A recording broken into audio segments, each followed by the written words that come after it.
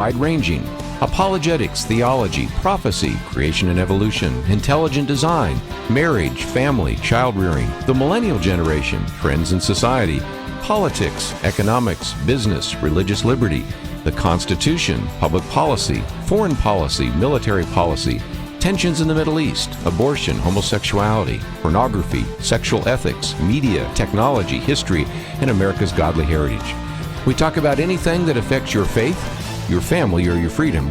So don't go anywhere, because Point of View starts right now.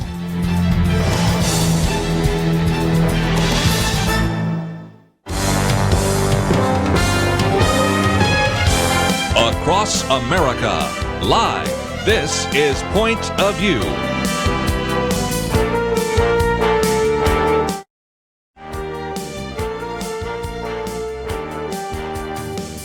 And now, Kerby Anderson. Thank you for joining me today. We have a lot to cover. We'll get into the news a little bit later this hour, but next hour, let me just let you know that we'll have George Papadopoulous with us.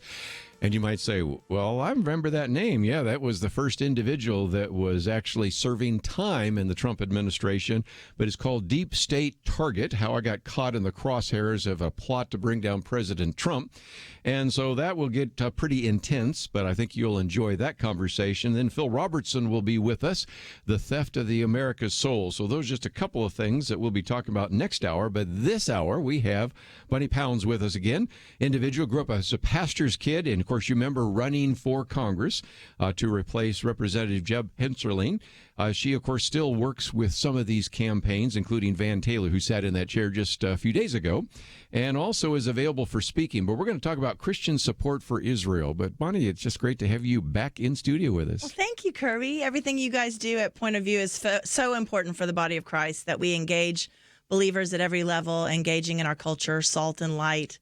It's so important that we stay engaged in these issues. Sometimes it gets frustrating. We want to give up, but we keep moving forward, right? Well, and I appreciate your tenacity, because I know that you had a long drive to get here. So thank you for being here, because you're working with another member of Congress, which is in South Texas. So it's just pretty, you have a busy life. But I might just mention, even as we get any further, you're available for speaking. And so some of the people that have had you in doing coffees and teas and things like that when you were running for Congress, now it's just an opportunity for you to preach the gospel. And you're a pastor's kid, so you know all about that. Yeah. And also speak about being salt and light and get us ready for the 2020 election. So you're available, aren't you? I am, and I'm really happy just to be working on federal public policy with a couple members of Congress and staying engaged on the issues, but also getting back out to really the gospel is what changes hearts and minds and changes worldviews and changes our culture for the long term. So it's really exciting to share my story, and I have a story to tell from the last year of a great adventure walking with God in the midst of this. So it's been fun. Let's go to the nation of Israel. One of the things we've promoted here is you want to talk about Christian support for Israel. And we need to do more of that, because when we have Gary Bauer on, we always talk about that. But and then sometimes when we have maybe one or two others, Gary Frazier, some others will do that. But it's not something we talk about too often. But we need to, because there has always been great support among the evangelical community for Israel. Yes. But a lot of our Jewish friends don't even know that, and a lot of them still think that if I'm going to actually vote for somebody who's going to be supporting Israel, it'll be the Democratic Party. Although I think Ilhan Omar and a few others are kind of changing that perspective a little bit. But what about this whole idea of Christian support for Israel? Well, we have a foundation in the evangelical church of understanding that we have Jewish roots in our faith, of course. And we have the scriptures because of the Jewish people. I think what we have going on right now is we need to be more vigilant when it comes to anti-Semitic slurs, when it comes to trying to keep this issue of being pro-Israel bipartisan. As you know, in Congress, it's very volatile right now. We've got some new members that are just, saying some statements that don't need to be said. And I don't know if you ever read a book by Eric McTaxis on Bonhoeffer, but when I read that book last year, it just really set the tone how fast things changed in Nazi Germany. When you see the encroachment in the body of Christ on just slight things that started changing, and within 10, 15 years, you had the issue with the Holocaust. We have to stand as believers with our Jewish brothers and sisters and really understand that we're saying never again. We have to stay on guard. When you have the boycott, divestment, sanctions movement on college campuses.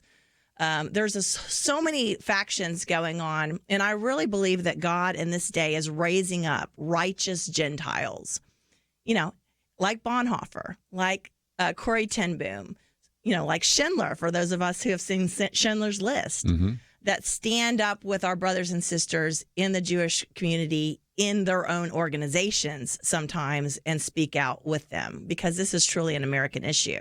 A lot of people, and especially on college campus, you wonder, how did we go from a time in which Israel was seen as the David against this huge Goliath because it's surrounded by land area 500 times as large as the land area of Israel, which is only about the size of New Jersey. And so it was seen as the victim, to a time where it's now seen as the Goliath, and they are the oppressors. And I think part of it happened as there were successes militarily by Israel, and then also the focus on the Palestinians. And so today, when I speak to younger people, they just always talk about Israel almost as if it's South Africa during apartheid. And so that's one of the re-education kinds of functions that we need to be engaged in, don't you think? Well, and they don't understand the miracle that is modern Israel. I mean, when you look back at 1948, when Israel became a nation, what an incredible miracle that was. When people say, how do you know that there's a God? Well, I know that God prophesied things, thousands of years ago that came to pass in 1948. And so what we're seeing in our day with our, current president and his administration is just a continuation of, I believe, Israel's story. We have a solid democratic ally in the Middle East that we have to continue to support, because we're working with them on intelligence. We're working them on with our CIAs, working with them. We have so many of our innovation and, health-related healthcare issues. So many things are coming out of Israel. They're considered the startup nation of the world, an economic enterprise system. So, what Trump is doing is just really reiterating our commitment to our ally in the Middle East. And it's just been phenomenal to watch it. One of the obvious ones is, of course, moving the embassy from Tel Aviv to Jerusalem. And, Bunny, one of the things I found is that I've watched some of these YouTube videos where people will do interviews at a Trump rally, and they'll almost always say, what do you like about what he's done? And obviously, sometimes you'll get things about the tax cuts and things like that. But it's amazing how many times moving the embassy shows up. And it wasn't in the top 10 list of things that Donald Trump said he was going to do. He didn't really talk about it during the campaign. But I think it resonates, especially with a lot of Christian people, but even conservatives, because they saw the promise by Bill Clinton that he would do it and did not. They saw the promise by George W. Bush, and he did not do it. They saw the promise by Barack Obama, and then they saw the promise by Donald Trump. And guess what? He did it. And I think that just is so striking to some people that he would actually fulfill a campaign promise. What a concept. Well, we want America to lead the way. We want our nation to be the star of the world. And I was recently in Washington, D.C. at the AIPAC Policy Conference, which is a Jewish organization, but Christians are engaging with the Jewish community on this issue because the pro-Israel movement is American. But we had the Romanian Romanian prime minister there, and she was telling us we're moving our embassy now, Romanian embassy, to Jerusalem, following the United States lead. The Honduras president was there, and he was saying we're having missions right now talking about moving our embassy. So we truly are leading the world, and so conservatives are excited because somebody actually did what they said they were going to do and fulfilled a promise that was already on the books. And it's letting the world lead. We're leading the world in that aspect. We're going to take a break. Bunni Pounds with us, talking about Christian support for Israel. I have a lot more to cover, and we will do so right after this.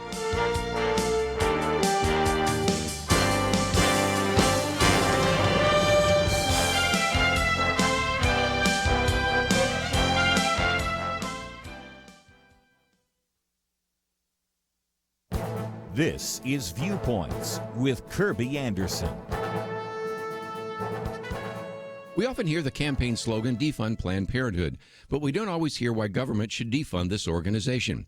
Alexandra DeSantis has put together 4 arguments for defunding Planned Parenthood because she's concerned that pro-life politicians need to learn how to articulate them.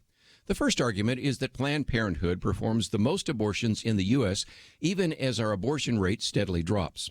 Organizations like the Guttmacher Institute report that the number of abortions performed in America has been dropping since the 1990s, while the number of abortions performed at Planned Parenthood facilities has doubled.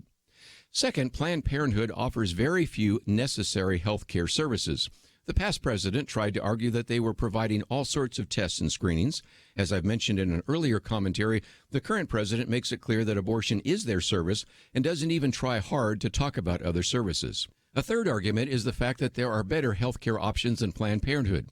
Just look at the numbers. Planned Parenthood claims to have about 600 clinics nationwide. Meanwhile, there are more than 13,000 federally qualified health care centers. In fact, rural health clinics in the U.S. outnumber Planned Parenthood locations 20-1. And finally, Planned Parenthood is a progressive political action group, much more than it is a nonpartisan health care organization. Just look at how much money the organization doles out to elect politicians who favor abortion providers. And when a state government passes a law that restricts abortion in any way, Planned Parenthood is one of the first groups to file a lawsuit. If pro-life politicians want to be effective in this message war, they need to remember these 4 important arguments for defunding Planned Parenthood. I'm Kerby Anderson, and that's my point of view.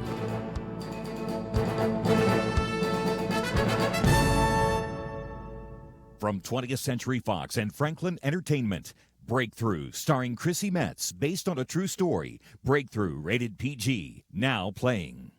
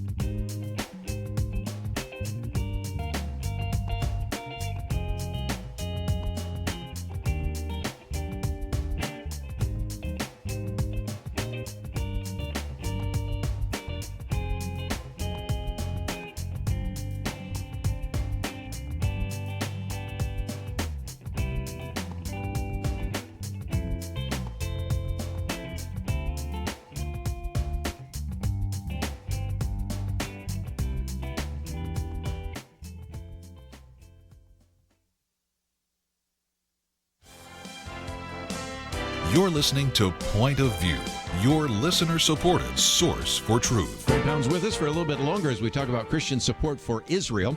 And Bunny, one of the things that we sort of alluded to just a minute ago was anti-Semitism. Our most recent booklet is on anti-Semitism, and you know why we did it, because we have some members of Congress that are Muslim, and nothing wrong with having a Muslim in political office. Matter of fact, I know of some individuals that have served with distinction in the military and the government. Absolutely. But some of them right now just are popping off with all sorts of anti-Israel, anti-Semitic arguments. And so it's important, probably more than ever, back to the illustration used from Eric Metaxas' book on Bonhoeffer, to really begin to stand up for some of these very important principles and stand up for the nation of Israel. Yes. We have a son named Israel, and we've always had a love for the Jewish people, but it's been a really great journey the last 6 years or so to really be a Christian activist, engaging with the Jewish community here locally in Dallas-Fort Worth, but also going to Washington, D.C. with them.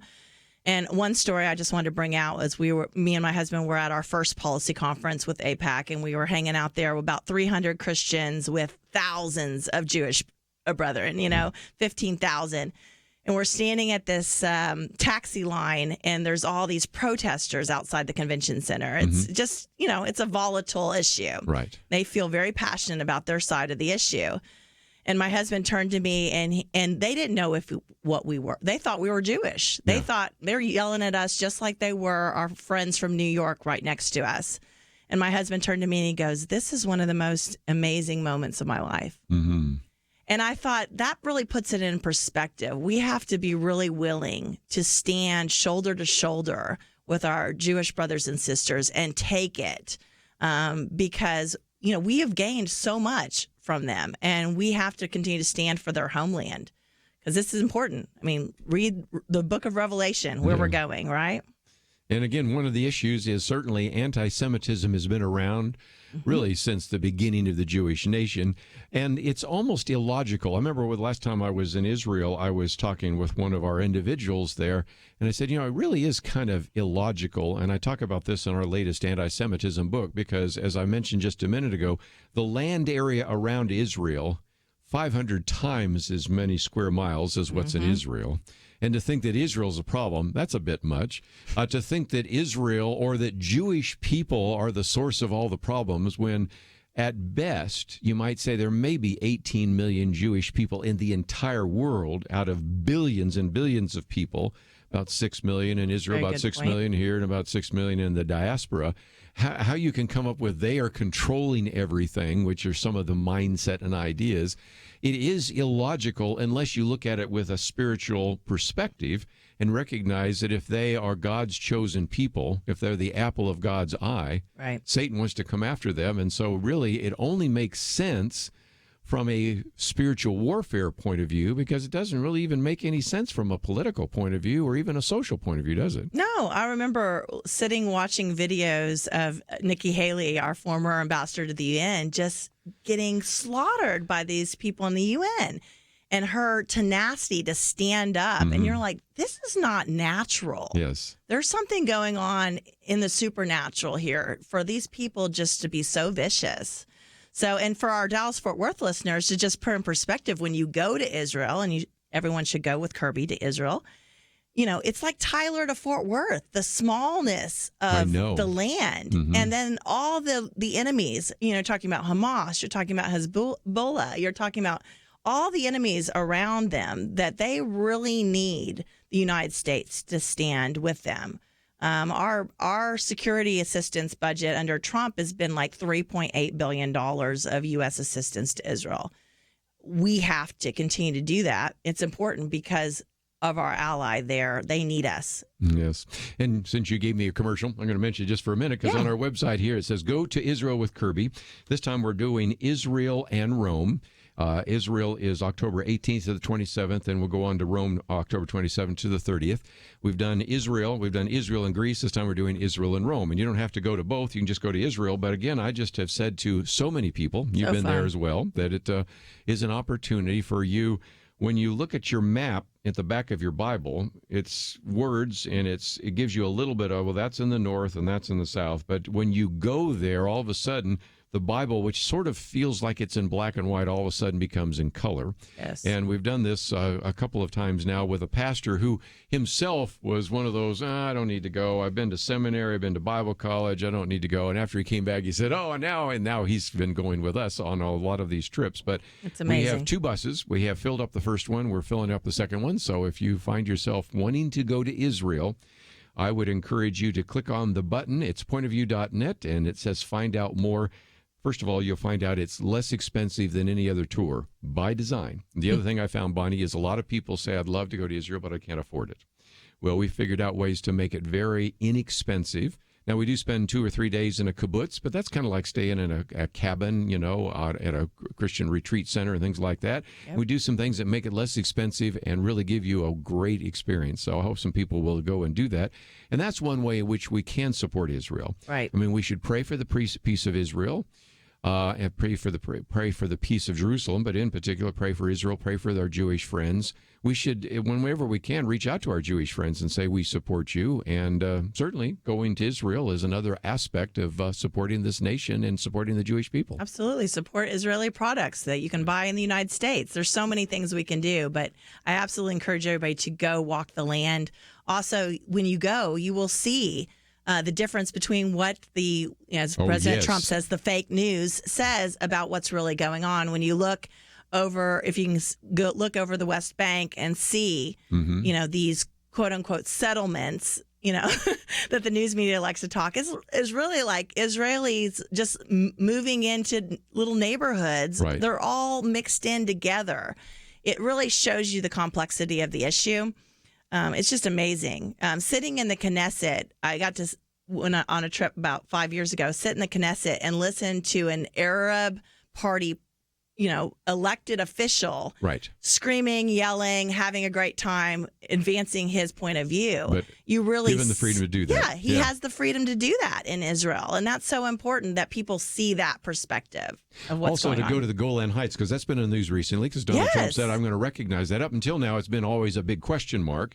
Well, now he's recognized it. But if you ever go to the Golan Heights and you're up there seeing where there's still UN officials and the blue berets, but you look over and go, well, that's Syria. Matter of fact, the very first time I went there, in the distance, you could see some explosions, and I'm pretty sure it was a conflict with ISIS. Yes. And so you realize how close that is, because you were using illustrations like from Fort Worth to Tyler. Well, imagine if you lived in Dallas, for our Dallas listeners, Right. and you knew that in Garland, where you live, or maybe a little further out, maybe Rockwall, there are enemy troops, and you begin to realize why they're never going to give up the Golan Heights, because then you could put rockets there and Hamas or Hezbollah or somebody could be launching those into the Sea of Galilee. So Yeah, it's the high place. I mean, so it's after a while such you a big realize deal. why that- this is where it is, right? Yes, they couldn't give it up. And President Trump acknowledging the sovereignty of the Golan Heights was such a huge thing for the people in Israel. And we should be celebrating with them for that. Let's, if we can, talk about some of the opportunities for people to have you come and speak. Because, first of all, I would hope they'd come and have you speak about being salt and light, or talk about elections, some of the things you learned in a campaign about Israel. What's available? Because as they go to bunnypounds.com, or we also have a link to your professional site, it's all available at our website, pointofview.net. What will they find when they land at those websites? Well, I'm speaking from a Christian perspective on, the issues of our day and politics, how do people can get involved. But I also do a lot of just Bible teaching. Yes. And I think it's important that we mix the Word of God with practical living. Yes. How do we walk in the presence of God in this world that we live in? So that's one of the things that I love teaching people, is how to walk in intimacy with Jesus in the midst of our, busy lives of running companies, working in politics, whatever that looks like. For me, in politics, we are dealing with the enemies of our soul: anger, fear, pride. Having worked in this field for about 13 years, you're constantly having to engage your heart. Yes. And saying, God, I lay myself down. I want to be a humble person. I don't want to say I'm so full of myself because I walk with these amazing congressional members or whatever it is. Dealing with the anger so you're not screaming at the television. How do we do this culture war? How do we continue to engage on these issues without becoming angry people? And those are some of the issues I love to talk to people, and just how to walk with intimacy with God and stay connected to the Word of God in the midst of this world that we live in. Well, Bunny, it's always great to have you in studio. And again, we have a link to the website. And I would hope people would contact you, if nothing else, having gone through a congressional campaign and lived to tell about it. You have some great stories to tell. I'm still alive. My family's still alive. And it was a great adventure of walking with Jesus. So. I know we'll be hearing a lot more from you, and we'll get you back on the program real soon. Thank you, Kerby, so much. We're going to take a break. We'll get into some of the issues in the news, and then we're going to be talking about George Papadopoulous and Phil Robertson. It's going to be an interesting day. All that coming up right after this.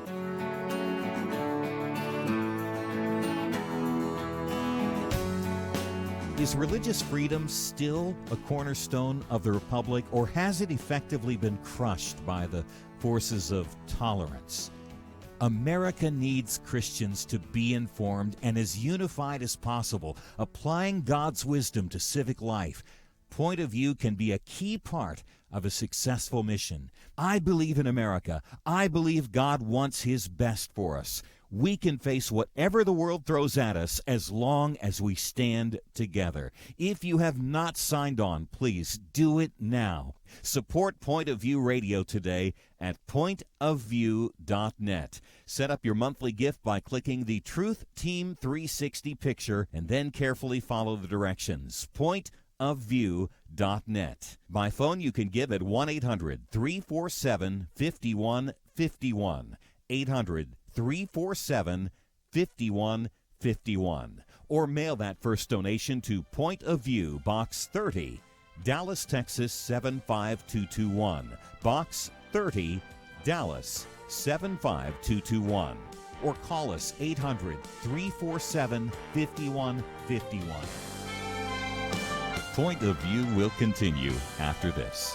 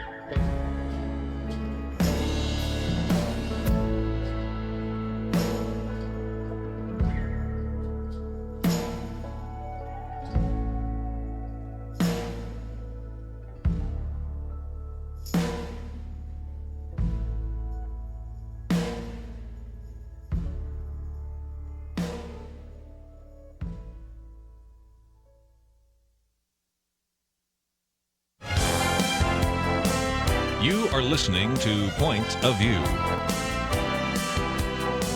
The opinions expressed on Point of View do not necessarily reflect the views of the management or staff of this station.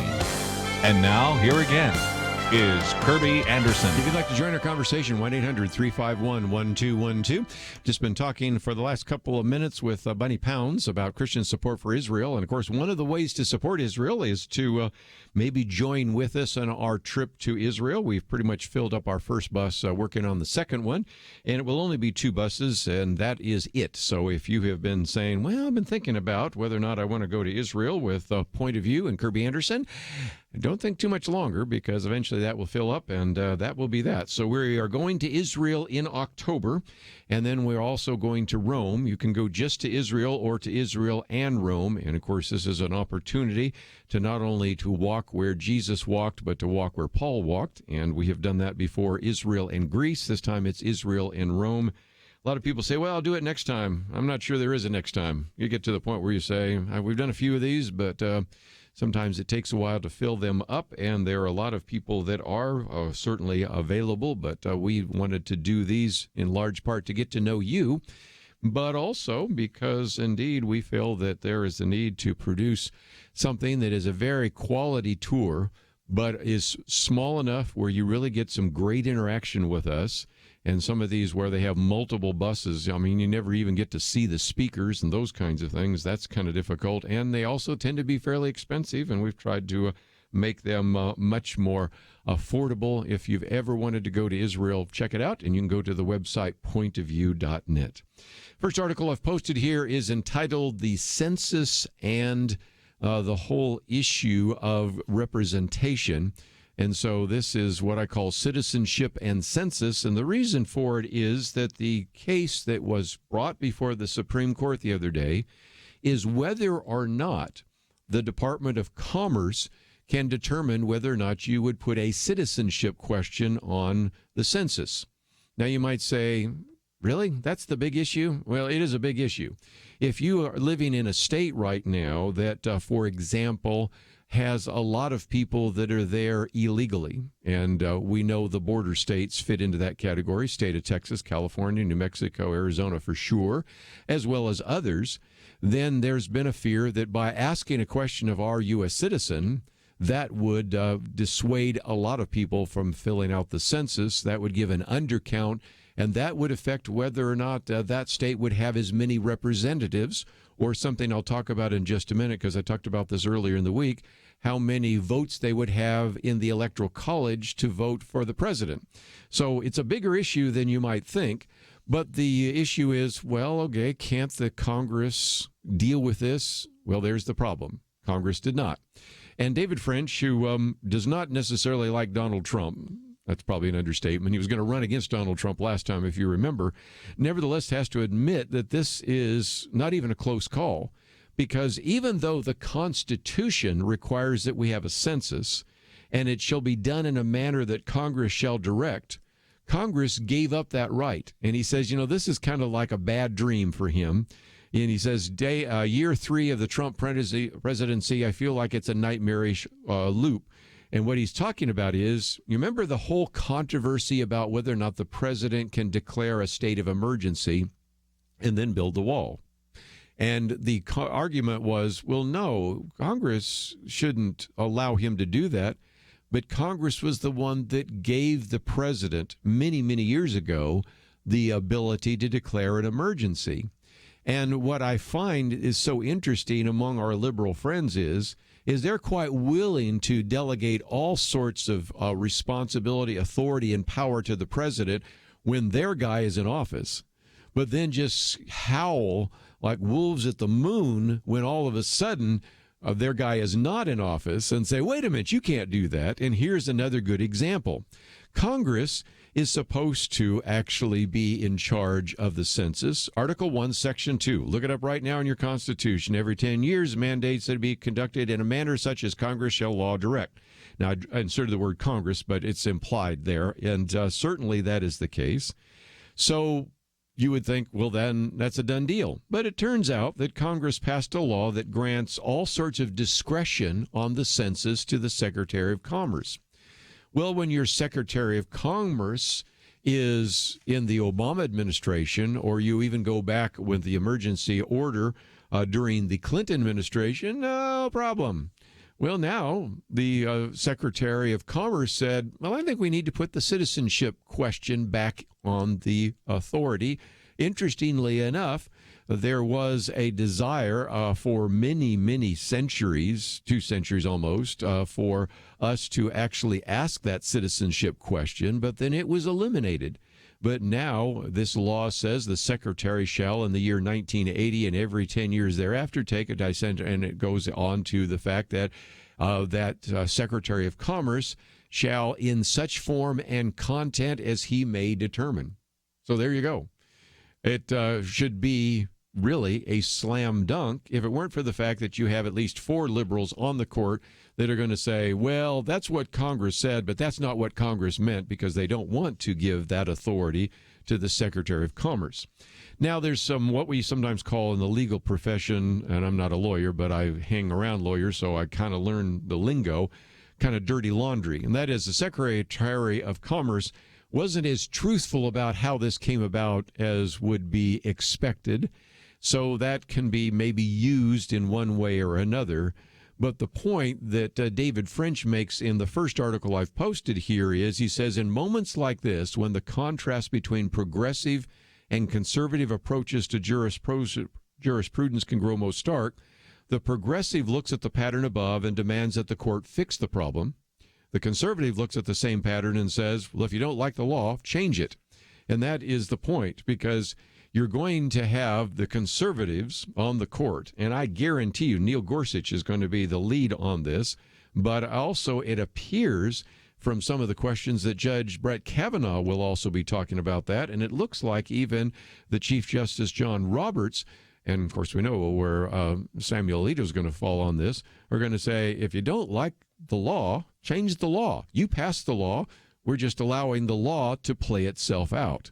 And so as a result, this is a good example of where he says that if the majority of the Roberts Court votes to uphold the citizenship question, it's not that they're deferring to the president. It's not saying that we're just one of the lackeys for Donald Trump, but actually Congress, the branch of government granted control of the enumeration clause in Article 1, Section 2. When Congress delegates its power, it's not the Supreme Court's job to correct the alleged errors. The Trump administration should prevail there. A long way to simply say that if you have the court recognizing that Congress passed a law, and if now people don't like the law, then Congress needs to go back and change the law. But don't get upset with the law that you passed and then say that the court needs to fix it. It's the responsibility of Congress to fix it. We'll see how it goes, but I think that's going to be one of those issues where even though the liberals are going to scream about it, and that doesn't even get into whether or not we should ask the citizenship question in the first place, they're going to scream about it, but it is having to do with procedure. And that is, if you passed a law and it turns out to be a law you don't like, go back and change it. And since Congress hasn't done anything about it, there's where we are. One other aspect of that before we take a break is the fact that this also determines not only how much federal funds you'll receive, but also who will be serving for you in Congress, because if you get an undercount, for example, of Hispanic Americans, you'll have fewer representatives in the House of Representatives, but it also means you will have fewer votes in the Electoral College, which brings me back to my commentary just 2 days ago called The Electoral College Dishonesty. If you haven't read it, let me encourage you to get it, because there has been a movement to actually get rid of the Electoral College through what's called the National Popular Vote Compact. In other words, a state has decided, and many states now have decided, that if indeed the popular vote goes one way, even if the people in their state voted the other way, they're going to send electors related to the popular vote. So it's an attempt sort of in a back alley way, a back end way to get rid of the Electoral College. At the moment, the compact won't go into effect until there are enough states holding 270 electoral votes to approve the plan. But that isn't moving fast enough. So now you're starting to see, as I talk about in the commentary, all sorts of dishonest claims that the reason we have the Electoral College is due to benefit slavery. It was an idea proposed by slaveholders that James Madison called the Electoral College evil. And I give you a very long series of quotes to show that is not good history. It's simply a dishonest argument against the Electoral College. And if nothing else, I wanted you to be aware of that because I see that as one of those trends unfolding, and you're going to hear more and more about it. And so I give you quotes from PBS, I give you quotes from CNN, and a number of others that had simply said, you know, this is a slaveholders' attempt to actually perpetuate slavery. But anybody with any fair look at history and a little bit of common sense recognize that that's just a very dishonest argument. So that's on our website as well, pointofview.net. We'll take a break, come back with more right after this.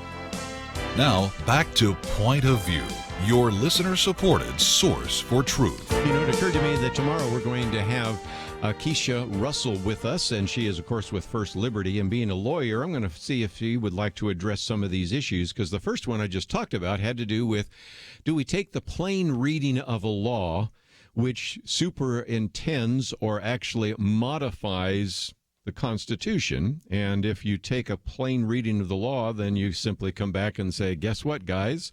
Then you have to fix it.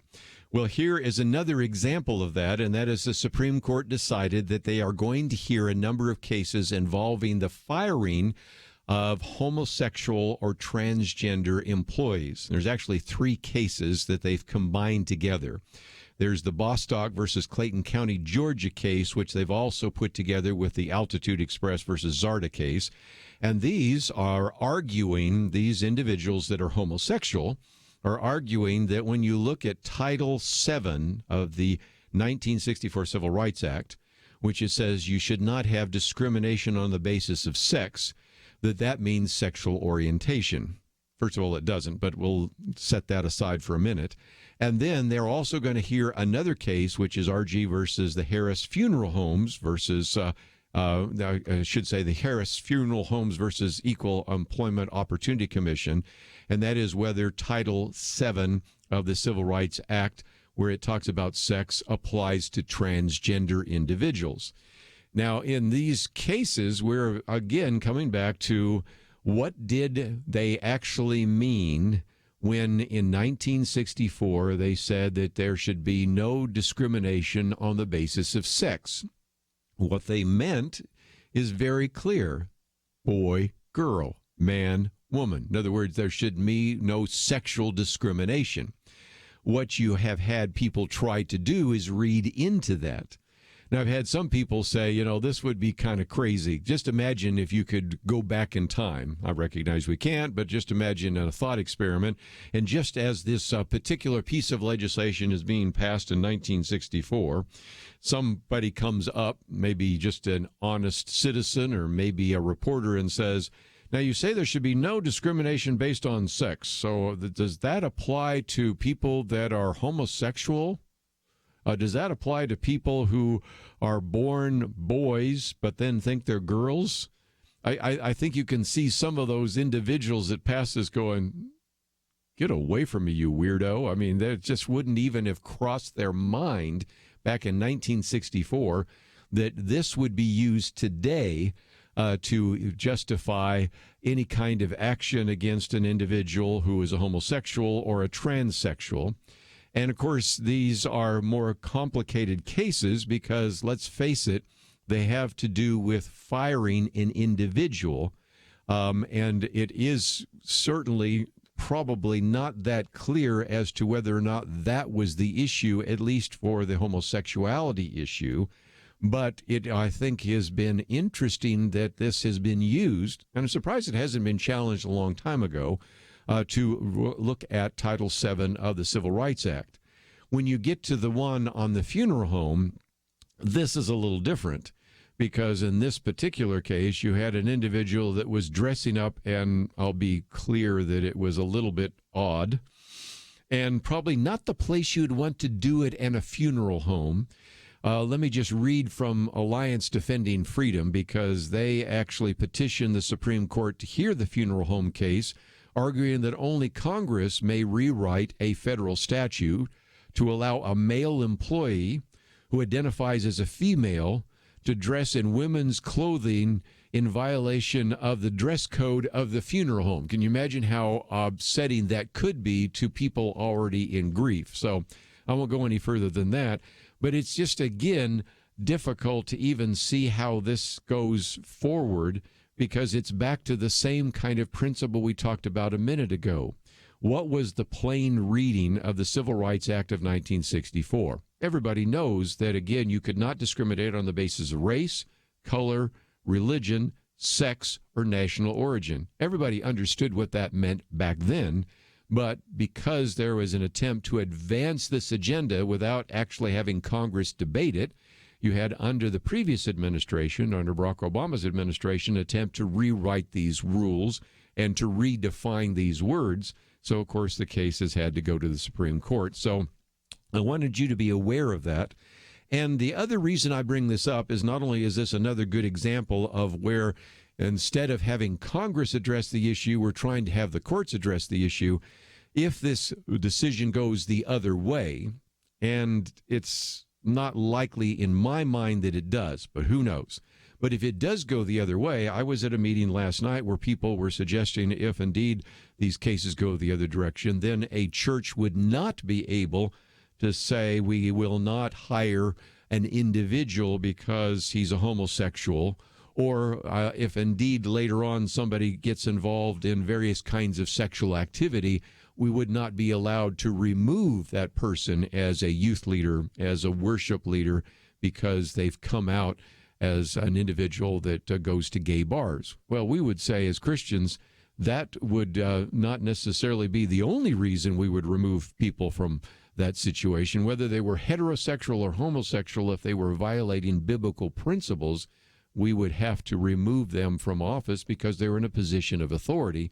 But there's some fear that this particular set of cases, which probably will not be heard this, matter of fact, I'm sure won't be heard this year, but will be heard next year, will actually affect churches. And so we'll keep track of that as time goes on. Let me just mention real quickly before we take a break that there are a couple of commentaries that are up today. The one yesterday was called Big Tech Censorship, and it just deals with the fact that we've had, as I mentioned before, the executives from Facebook and Twitter on Capitol Hill talking about the fact that they are not in any way at all trying to use political viewpoints, political perspective, or party affiliation in making decisions about content. And then as I give you page after page, or in this case, since it's a short commentary, short summaries in paragraph after paragraph of examples used in which it seemed like they were actually censoring individuals. And at the end, even Senator Cruz suggesting that antitrust laws might be used, but there really isn't a lot of willingness right now to use those. They'd rather that big tech censorship would end and the big tech companies would deal with their issues without any kind of government involvement. And then my commentary today, which is also available to you, is entitled Planned Parenthood.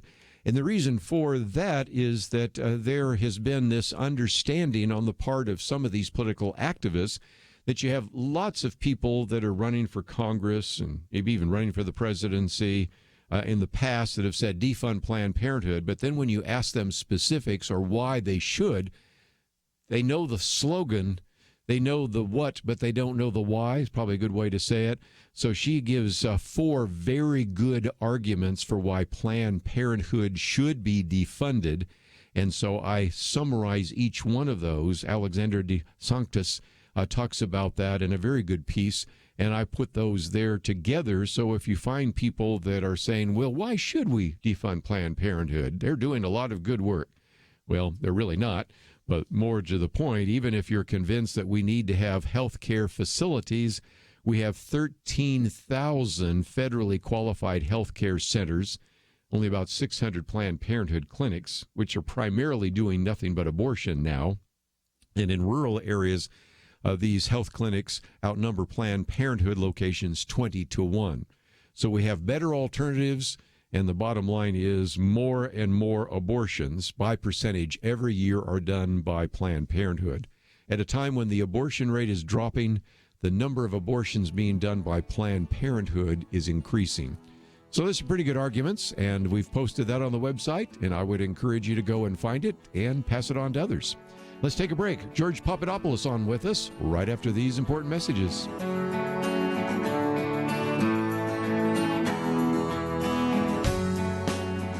There is no more dangerous time than when things are going well. Remember Elijah on Mount Carmel? Fire came down. There was no doubt who was God, but what happened next? He went from amazing faith to a time of great fear and depression. Many Christians have been very thankful a certain Democratic candidate for president was not the one to nominate 2 replacements for the Supreme Court. But as with Elijah, times of great victory are also times of great danger. Moments like this are not the time to take it easy. This is not the time to let our guard down. This is a time to double down on our work in the community, to serve and pray and plan and invest in a better future. This is the time to join Point of View's Truth Team 360 to make sure today's promising gains are not lost tomorrow. Show your commitment to our future by visiting pointofview.net/team or call 800-347-5151. Ask to join the Truth Team. Pointofview.net/team and 800-347-5151. Point of View will continue after this.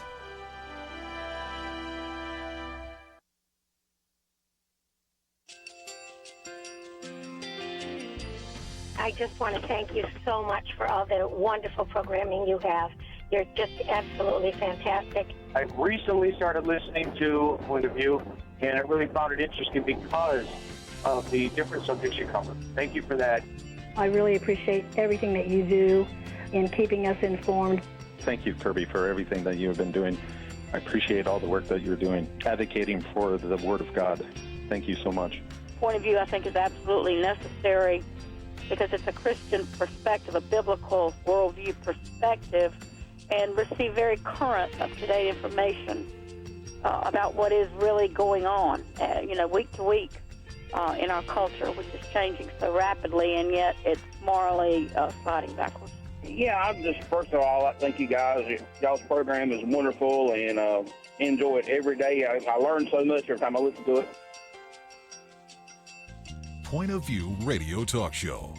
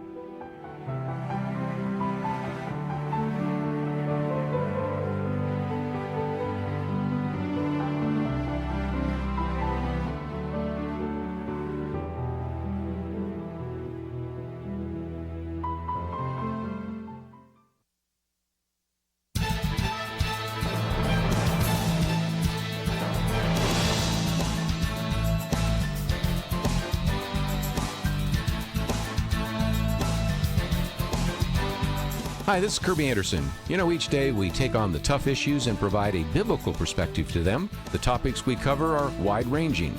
Apologetics, theology, prophecy, creation and evolution, intelligent design, marriage, family, child-rearing, the millennial generation, friends and society, politics, economics, business, religious liberty, the Constitution, public policy, foreign policy, military policy, tensions in the Middle East, abortion, homosexuality, pornography, sexual ethics, media, technology, history, and America's godly heritage.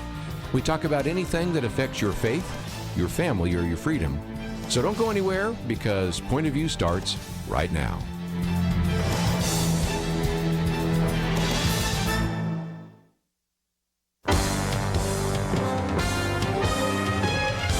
Across America, live. This is Point of View.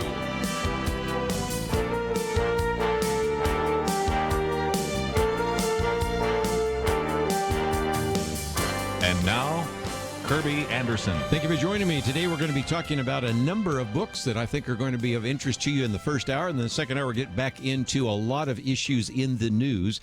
And you know that whenever we can have a chance to talk to someone who was caught up in the Mueller investigations, we like to do so. A while back, we had Jerome Corsi, and we now have George Papadopoulous on with us as well. His new book, Deep State Target, How I Got Caught in the Crosshairs of the Plot to Bring Down President Trump, is something we'll be talking about for about a half an hour. And then Phil Robertson will be with us, The Theft of America's Soul. And then, like I said, next hour we'll get into all sorts of issues in the news. If you're not familiar with him, and you probably are, he's been in the news for so long, a graduate of DePaul University, also went to University College in London, individual that actually worked on the Trump presidential campaign and had to plead guilty a little less than 2 years ago to making false statements to the FBI agents related to an attempt to learn a little bit more about Russia. And because it had this U.S.-Russia relational issue, this is how he got caught in the crosshairs of the plot to bring down Donald Trump. So, George, thank you for joining us today here on Point of View. Hi, thank you for having me. Let me just mention, first of all, for our listeners, I think you'll find this book everywhere. I've started seeing it in bookstores, but we do have a link to the hardback and the Kindle, so you can read it yourself. And I want to jump to the end, but we'll get back to the beginning in just a minute, because there's a part near the end of the book, which, as I was reading, reminded me of some of the things that we'd heard from Jerome Corsi, and that is, you're being investigated by people that are with the Justice Department, and you would think that they would try to be fair, but they're just sort of saying, you know, because you're with Trump, we're going to get you. And so there seems like there was an attempt to get to the president through you, using some of the most questionable, I'll try to be generous, means possible. But you were facing not kind of an impartial investigation, but almost an assumption that you were guilty unless you could prove your innocence. Is that fair? Yes, that's absolutely right. And I and Michael Flynn and Paul Manafort, the three Trump associates who worked on the campaign and transition like I did, and Paul, and then obviously Michael Flynn went on to serve as a national security advisor for about 2 weeks. We were basically the means to the end. And the end was not us, of course. It was to undermine the Trump presidency. And we did have the federal government throw the kitchen sink at us. And in my case, it certainly seemed that they thought I was guilty and didn't assume any innocence of mine. And what's even more disturbing in my case, and that's what my book Deep State Target is really all about, it's about how this entire situation around me was fabricated, and how the Obama administration, in tandem with British government and the Australian government, were setting the campaign up with decoys and various entrapment operations to make it look like we were working with Russians when we really weren't. And it's a very complicated story. We probably need to talk for about 5 hours just to get to the beginning of it. But that really is the thesis of what my book is, my story is all about, and part of what these new investigations, which are going to be jump-started now, are going to be looking into, is really how did this entire investigation start when a person like George Papadopoulos has never met a Russian official in his life, which is the absolute truth. That's just amazing. I might just mention there's 15 chapters, and I know we'll only have a little bit of time with you, but let's explain the setup. I mean, the first part of the book I found very interesting, having gone to Georgetown and having known people that have worked in diplomacy and foreign policy and the rest, and even finding that sometimes you don't necessarily fit in with everybody because you were having all sorts of ideas about how to deal with Greece and Turkey and all that. I thought that was all fascinating and is really worth reading. But in the interest of time, let's move ahead to the setup, because that, I think, is the key part of your book. And I think it illustrates that this didn't just happen by chance. This wasn't just a mistake here or there, but you were part of an entrapment plan almost from the beginning. Can you explain that to us? Yes, absolutely. And it all begins and ends with this individual named Joseph Mifsud, who was the Maltese man, who told me in London one afternoon over lunch, unsolicited, that the Russians have Hillary Clinton's emails. Now, Bob Mueller and the FBI for the last 2 years have falsely characterized this man as some sort of Russian agent, Russian intermediary, but that was before, of course, I could speak publicly about the truth and about how I really met this person and who he really is. Now, this person, Joseph Mifsud, as I just stated, for the last 2 years had been characterized as a Russian agent feeding me information about Clinton's emails in the hands of the Russians. But what has recently been discovered and has actually caused a potential diplomatic storm between the United States, Italy, and the UK is that this individual was found living openly just last week a block from the U.S. Embassy in Rome, and he is connected to the CIA and the FBI at a university that he teaches at called Link Campus in Rome. And of course, all of his connections, if you just Google him and just look at his public connections, let alone the secret ones he has, are all connected to both the UK intelligence services and to the American intelligence services. So that's actually the essence of this setup. And what people now are looking into, and why I believe the president called the Italian prime minister 24 hours after he realized that this person was hiding in Rome and not Russia. So there's a lot of new information coming out now about all these mysterious characters that I described in my book that were characterized one way by Mueller, and now the evidence that's coming out about what they really were up to is the polar opposite. So it's very fascinating. And don't you think that the Attorney General is going to be investigating this as well? Because the previous Attorney General sort of had to back away, and we won't get into all those details, but I get the sense that William Barr is going to investigate this because of the Steele dossier and all sorts of other issues that either directly or tangentially relate to even your case. Look, he has to investigate the investigators because just simply based on the fact that this illicit investigation was opened up into a rival presidential campaign that entwined the CIA, the FBI, and foreign governments themselves, when the conclusion stated unequivocally that there was no conspiracy and no collusion. So how on earth could this investigation be launched into a campaign that targeted individuals like myself who have never even been to Russia, let alone had Russian contacts, and other people? And that's the mystery. And, Jim Comey and Andy McCabe have given some hints recently publicly where they stated that Donald Trump was under investigation simply because of his ideas that he espoused publicly about wanting to work with Russia. And because they found those suspicious, they decided to launch an investigation into him after he fired Comey and other things. So the underlying evidence or suspicion, if you will, that went into this investigation was tainted, I think, in the beginning, and two, overtly through the Steele dossier, which is now being investigated. And you even have reporters like Bob Woodward, who foolishly wrote Russia collusion books over the last couple of years, now coming out publicly and stating that the CIA should be investigating for propagating and promoting the Steele dossier as part of the evidence that went into the FISA courts and the FISA warrants that were issued on members of the campaign. So, even some of the people who were, under the impression initially that they were right are now wrong, and they're coming out and wanting to learn the truth. We're going to take a break and continue our conversation on this book, Deep State Target, right after this.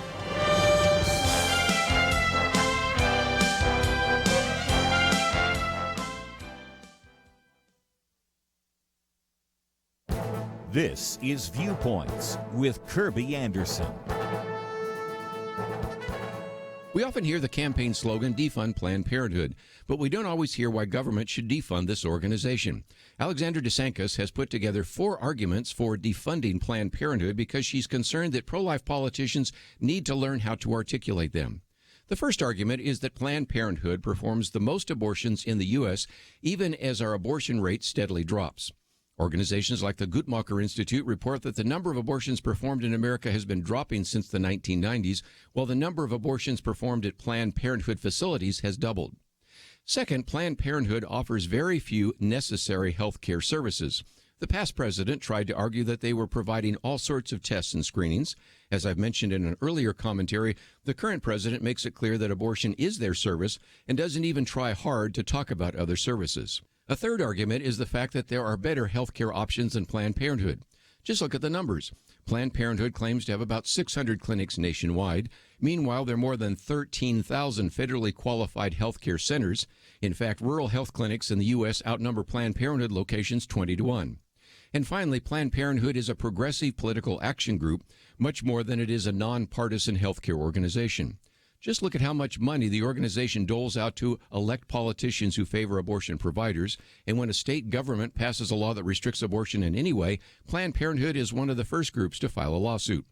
If pro-life politicians want to be effective in this message war, they need to remember these 4 important arguments for defunding Planned Parenthood. I'm Kerby Anderson, and that's my point of view.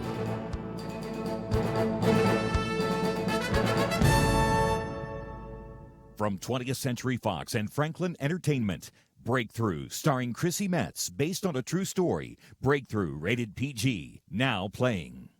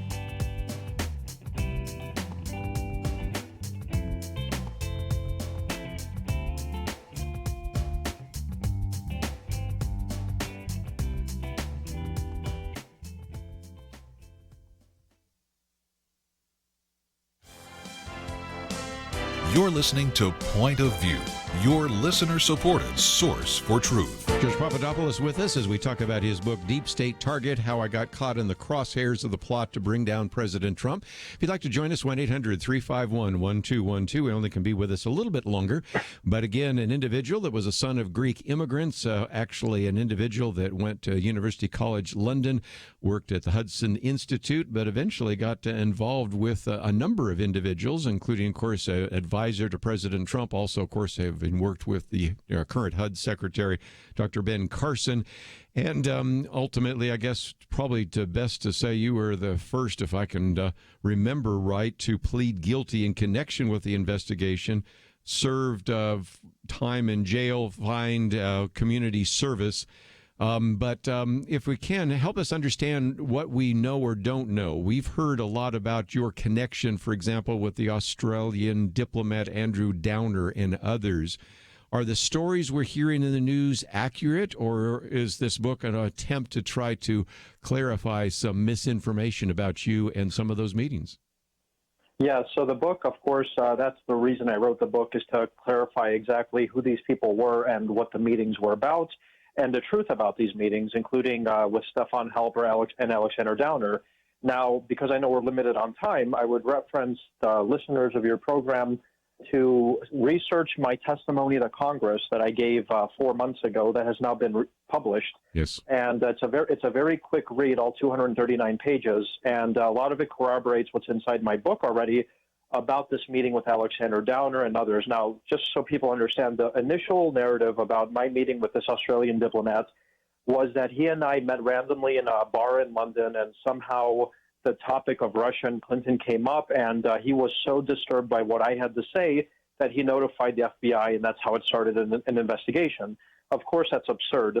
And I, under oath, clarify what this meeting really was about. And that meeting was about Alexander Downer reaching out to me after a series of very suspicious encounters I had leading up to this meeting, including with two DIA officials, meaning Defense Intelligence Agency officials from the U.S. Embassy in London, contacting me, probing me about my ties in Israel and what Trump and Russia was all about.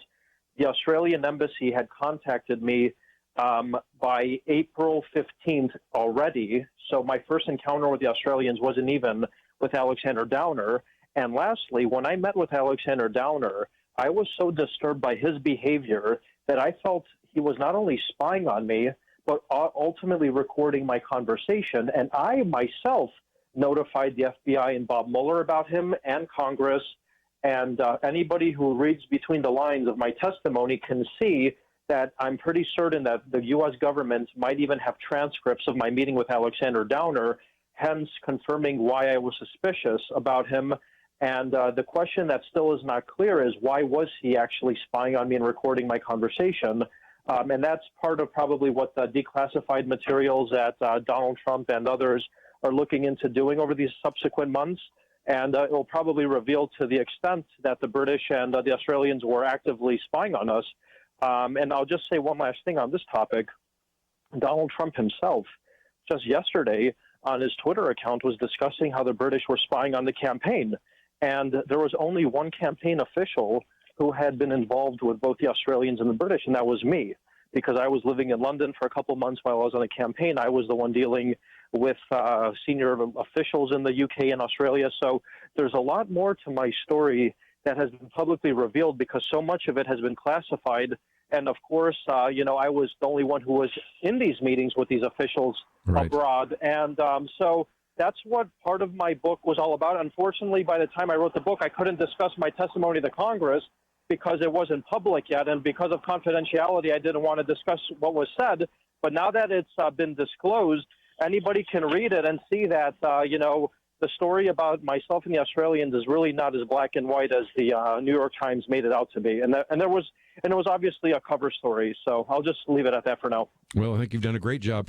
Let me, just before I let you go, just talk about what it's like, because we've talked about this with Jerome Corsi and others. When the FBI tells you you're under arrest, you're really not even sure what it is. You say, can I at least call my lawyer? Can I call my I think at that time, my girlfriend, and they're saying, well, that just shows you're guilty, and you're hauled off in a black SUV. They say you're going to face 25 years in prison. They accuse you of lying, and you don't even know what you are lying about. You don't even know what you're being charged about. And hearing these stories tell me this doesn't sound like the United States of America. It sounds like what happened behind the Iron Curtain. What was your own personal experience? Give us some perspective, if you might. Sure. So I had been traveling in Europe in the summer of 2017 with my then girlfriend, now wife, just enjoying a holiday like anybody would, not suspecting that, first of all, I had done anything wrong, and two, that because the FBI never suggested to me that I was under investigation or that I had apparently lied to them.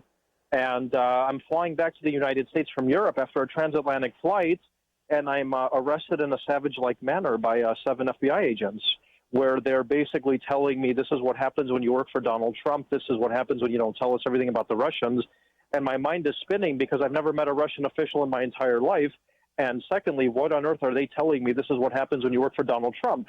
So I don't have my Miranda rights read to me. There's no arrest warrant issued. So it suggests to me that whatever this arrest was really about wasn't executed properly, because they didn't even know what to charge me with until the day after. And then as they're trying to interrogate me without lawyers, I snap out of the daze that I'm in. I contact my lawyers, and I'm shuttled off in a black SUV and thrown in a jail cell without understanding what's happening until 24 hours after the initial arrest.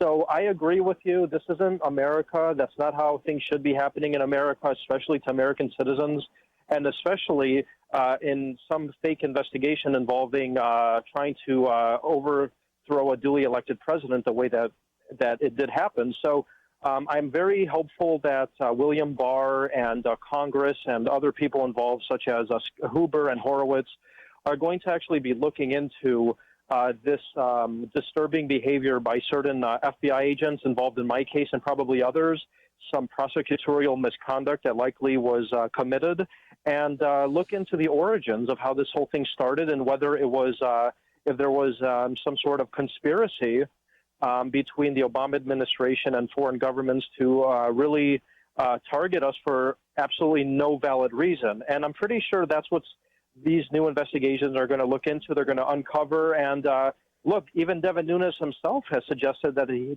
has sealed criminal referrals already for sitting members of the former DOJ, including possibly Andy McCabe and others. So I guess all this information that we're talking about now is going to be revealed over the subsequent weeks and months, and I can't wait. Well, again, I appreciate you giving us some time today on the program. And for those of you watching online, I'm holding up a copy of the book, Deep State Target, which, again, how I got caught in the crosshairs of the plot to bring down President Trump. It's a diversion book, and you should be able to find it in your local bookstore, but we have a link so that you can also find out more about it and get the hardback version or the Kindle version, read it for yourself. And as George has just pointed out, you're going to have to read some of the testimony because some of the most important things are just starting to break right now. And I don't think this is the end of the story, frankly. I think it's the beginning of a whole new investigation. So, George, I know you have to run on to another interview, and I appreciate you giving us some time today here on Point of View. Thank you very much. I enjoyed it. Thank you. We are going to take a break, and when we come back, our good friend Phil Robertson is going to be with us, The Theft of America's Soul. Wish I had a lot more time with him because we're going to talk about 11 different lies that we have actually imbibed here in the United States and in the Western world. So I certainly want to indeed encourage you to sit back and listen to him. But if you'd like to call, you are welcome to do so as well. But even in his prologue, he talks about, you know what terrorism looks like? Yeah, here's what terror looks like. An FBI telling you that you're under arrest without telling what you've done, being hauled off in a black SUV, hearing prosecutors say that you're going to face 25 years in prison. This is what happens when you work for Donald Trump, being charged with lying to the FBI investigators and having no idea what you've lied about, being charged with actually having a contact with Russians when you've never actually talked to a Russian official. You can kind of get the idea. And again, they eventually have to, in one way or another, try to prevent anything from happening. So in this case, well, I said one thing to you here, and you brought up something else. So, yeah, I guess I'll just admit to lying and guilt and serve, in his case, was it 14 days and then pay a fine. But nevertheless, it had nothing to do with collusion, but his name has been forever sullied in the press. And we'll find out a little bit more because, there's always two sides to every story, and wanted you to hear at least the story that Jerome Corsi has told us on the air. Now you've heard the story by George Papadopoulous. Maybe we'll see if we can dig up a few more and give you a chance to hear some other things that deserve your attention as this investigation is coming to an end, but another investigation may be beginning to begin and maybe give us some more facts about all that has taken place over the last couple of years. We'll take a break. We will talk with Phil Robertson right after this. This Easter, from 20th Century Fox and Franklin Entertainment comes Breakthrough, starring Chrissy Metz, based on a true story. When Joy Smith's son John falls through an icy Missouri lake, all hope seems lost. But a mother's belief in the power of prayer inspires her community to trust God to do the impossible. Please, God, send your Holy Spirit to save my son. Breakthrough, rated PG, parental guidance suggested. Now playing. Tickets and showtimes available at breakthroughmovie.com. Ronald Reagan. Freedom is never more than one generation away from extinction. We didn't pass it on to our children in the bloodstream.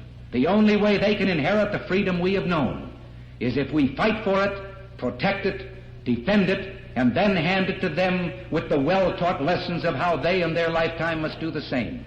What are you doing to pass on truth and freedom? As one step, have you joined Point of View Radio's Truth Team? If not, why not? Join today. Go to pointofview.net/team or call 800-347-5151. Pointofview.net/team and 800-347-5151. Point of View will continue after this.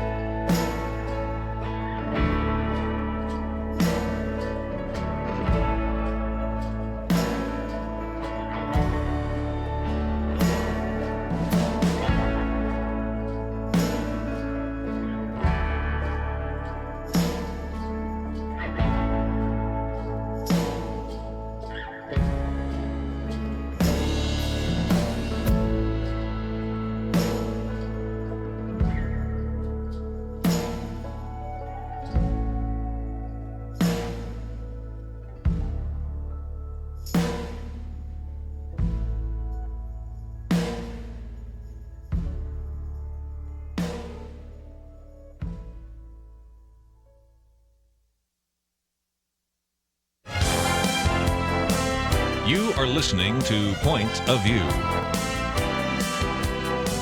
The opinions expressed on Point of View do not necessarily reflect the views of the management or staff of this station. And now, here again is Kerby Anderson. We now bring back to the microphone Phil Robertson, individual's been on the program with us before, founder and co-owner of the Duck Commander Company. Also, of course, you know him from Duck Dynasty, as well as the new subscription television series In the Woods with Phil. And we also have a link to his website with lots of videos. This book, The Theft of America's Soul, actually came out in February, so it's been out a number of months. Some of you may have already read the book, but in case you have not, we wanted to certainly bring it to your attentions, because it's talking about blowing the lid off the lies that are destroying this country, 10 Lies plus a final chapter on the truth of truths. And Phil Robertson, always great to have you on the program with us. Hey, good to be here, Kerby. Let's, if we can, talk about just a few. I know we only have a little bit of time with you, but one of the obvious ones is the idea that God is dead. And even though I feel like I've known a lot about you, you went into some detail about what your life was like before you became a Christian, but also talk about this little particular diagram that was written on a restaurant napkin that was instrumental in your salvation and one that you've used in leading other people to the Lord as well. Yep. Well, I guess by the time you get to be 28 years old, which is my age, when I finally sat down after looking at my track record up to 28, I said, I'm like a dog chasing his tail here. I'm not getting anywhere fast. So I was open to hear, is this all there is on planet Earth, getting high, getting drunk, and getting laid? So I hear the story of Jesus, and I'm profoundly convicted by it. I thought, good night. Life and immortality is on the table here. So with that in mind, I repented big time, and I put my faith in Jesus, his death for my sins, to remove my sin, and what he did 3 days later, the resurrection of human bodies from the grave. I looked at that, Kerby, and I said, you know what? This is the only time I've ever heard an archaeologically sound individual, a historically accurate individual, who has said your sins can be removed and you have immortality. Mm-hmm. When I saw that, I said, I don't know how in the world I missed that. I have a couple of degrees from Louisiana Tech, but no one ever brought that up. Therefore, I went from a heathen, I just went in the opposite direction, and I've been hollering about it ever since to my neighbors out there in the United States of America. I must admit that I now know what Jesus felt like when they gathered around him and butchered him, because all they're doing to me, they're not trying to kill me yet, but they sure do give me a lot of cursings and call me names, a little vitriol and hatred. See what I'm saying? I do. Well, and let me jump ahead because that's near the end of the book, but they connect up because you tell the story in the book about taking an order from this individual wanting some duck calls. And by the way, we have a link there for any of our listeners out there that want to get some duck calls. The link is there as well. And he seemed to punctuate almost every one of the orders with some, let's just say, words we would not use on radio, especially on Christian radio. And he was finally, using God's name in vain. Yes. And so as a result, you finally just said, are you aware of the fact that if anything, this is, you're calling out the wrong name and you don't understand, a guy hangs up on you, but a few minutes later calls back, and tell the rest of the story, because it's an incredible story. Go ahead. Well, about the 5th time he used God's name in vain when he's ordering a duck call, I just took it upon myself. I said, let me ask you something. You keep cursing God while I'm getting your information here. I said, why would you curse the only one who could save you from death? Yes. That was the question. Yeah. And there was a pause, and he was silent. And I said, are you still there? He said, I'm still here. You got my duck call coming? I said, I got it coming. So he hangs up. 10 minutes goes by, he calls back, and he says, you know what? I've never thought about that. I said, let's see. I looked at his order blank, and I looked at his order sheet there with his address, and I said, you're from Alabama. I said, you're about 9-10 hours away. I said, you ought to get in your rig, drive over here, and I will tell you a story about the one you've been cursing. You may change your mind. He said, well, I may do that, Hoss. I said, well, you ought to. So I hang up. Well, it was about a week later, knock on the door, and this dude steps in with his buddy, and he said, you know who I am? I said, I don't think I've ever met you. And he said, I'm the one that was cursing God, and I want to know why I shouldn't. I said, come on in here. So he walks into my living room. I told him the good news of Jesus, what Jesus had done for him. He and his buddy cried. I walked them down on the river, and I baptized them like the old days in the book of Acts, old John the Baptist, whatever. I baptized them both. They went on their way. the kicker is 17 years later, I had a speaking engagement at a church in Alabama, and somebody came up there and said, Robinson, you remember the guy who was cursing God and you called him out on it and he was converted? I said, I remember that dude. I said, in fact, he was from Alabama. Well, I was in Alabama at the speaking engagement.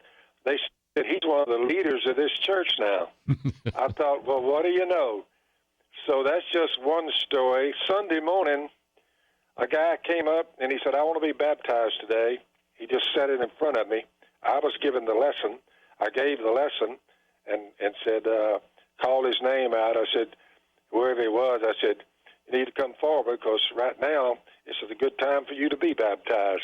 Well, 2 or 3 more came with him that wanted to be baptized, but he came up, and when they got back in the water before I baptized him, he said, do you remember me? And I said, well, I don't believe I do. He said, 28 years ago, you told me the good news of Jesus down on the river where you live.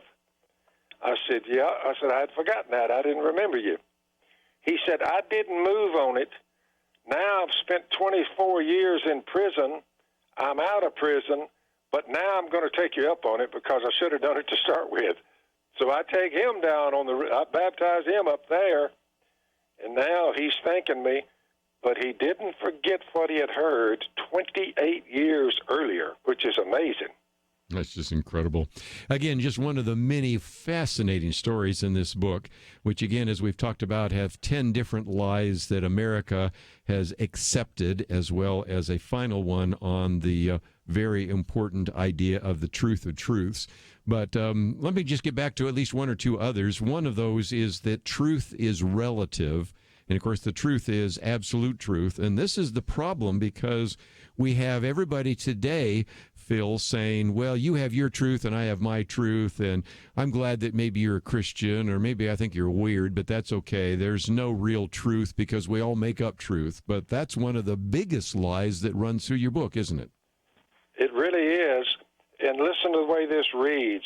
This is Colossians chapter 1. He said, we always thank God, the Father of our Lord Jesus, when we pray for you. We've heard of your faith in Christ Jesus, the love you have for all the saints, the faith and love that spring from the hope that's stored up for you in heaven, and that you've already heard about, listen to this, in the word of truth, the gospel that has come to you. All over the world, this gospel is producing fruit and growing, just as it has been among you here at Colossae, since the day you heard it and understood God's grace and all its truth. Biblically speaking, when Jesus said you'll know the truth and the truth will set you free, what he was saying to them is that, look, I've come down here in flesh. I'm the invisible God who has come down in flesh. I became flesh so that I could die. Think about it. You can't kill God. He's invisible. He's made the cosmos. But if he became a human being and walked on the earth, then you could get your hands on him, and that's why he came. And the truth is, he let them kill him, bury him, and in 3 days he showed them that he's conquered death for all of us after removing our sin. That's the truth that sets men free. Therefore, your truth, this truth, that truth, you miss that truth that Jesus died, was buried, and raised from the dead, and you've missed the whole intent of the Bible and God's purpose. He did that because he loves us. He wants to save us, and it's just atrocious to listen to these people who claim they have their truth and you have your truth. The truth about Jesus, it transcends all time. Yes. Nothing has changed, Kerby, from the Roman Empire in the first century when this was written. This was written 2,000 years ago. And if you read it, and it's like verses that say, there will be terrible times in the last days. Listen to this. People will be lovers of themselves. This was written 2,000 years ago, Paul to Timothy. Let me take a break, and we'll come back and talk more about that right after these important messages. Stay tuned.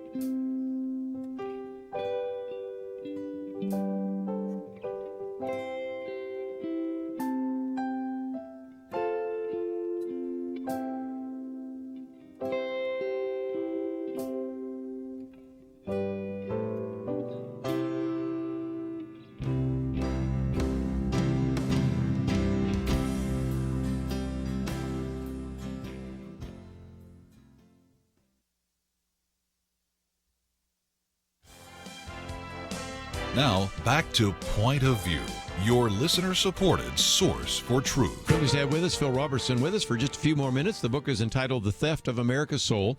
It is published by Thomas Nelson. Of course, it came out in February, so I'm sure you will find it in your local bookstore. I can't think of a bookstore I've been in recently where I haven't seen the book. But if by chance you can't find it or not near a bookstore, we have a link so that you can get it either in hardback or Kindle. And Phil, you were taking us through Colossians chapter 1 because it's, again, one of those issues where we have to recognize that people are selling us a pack of lies, and that's why you wrote the book, and we need to come back to God's truth, don't we? We really do. Paul said to Timothy, I'm one of the Lord's servants, just like the Apostle Paul and others before me. I must gently instruct people in the hope that God will grant them repentance, listen to this, leading them to a knowledge of the truth. Yes. And that they'll come to their senses and escape from the trap of the devil who's taken them captive to do his will. That's the book.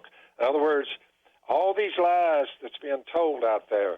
And just, Kerby, look at the carnage, the drug use, the slaughter and the aborting of children, whether they're in the womb or out of it, just the murder rate in general, shootouts every night, gross perversion, immorality. You're like, what in the world? When we did not think it worthwhile, as Paul told the Romans, when we did not think it worthwhile to retain the knowledge of God, God gives us over to a reprobate mind to do what ought not to be done. And Kerby, anyone who looks out at our culture and can't see the difference between good and evil, they are blind. If nothing else, it's back to Isaiah 5, as well as, good. We're calling good evil and evil good. Just all the values are inverted and given over to a reprobate mind, which brings me to one of the other chapters I want to pick off real quickly, and that's chapter 7, that laws can be ignored or changed if they're inconvenient. And we have to recognize that certain laws might need to be changed, but when we talk about the laws of God, absolute truth, and the revealed Scripture, those aren't open to a focus group evaluation. They are what has been set forth by God so that we can live godly lives. And when we contradict those, we actually pay a heavy price both individually and as a culture, don't we? You are correct. Listen to 1 John chapter 3, verse 4. Everyone who sins breaks the law. In fact, sin is lawlessness. Now listen to this. But you know that he, Jesus, appeared so that he might take away our sins, and in him is no sin. No one who lives in him, in Jesus, keeps on sinning. You say, don't let anybody lead you astray. He who does what is right is righteous, just as Jesus is righteous. He who does what is sinful is of the devil, because the devil has been sinning from the beginning. All this is about, Kerby, nothing has changed. All these scriptures transcend time, written in a low-tech world, but here we are in the 21st century, high-tech world. You say the sins are the same, the devil's the same as he always was. We have the same Jesus, the God who became flesh, who died for us, was resurrected for us. I researched Jesus, Kerby, in Matthew, Mark, Luke, and John when he walked on the earth. I looked at everything he said.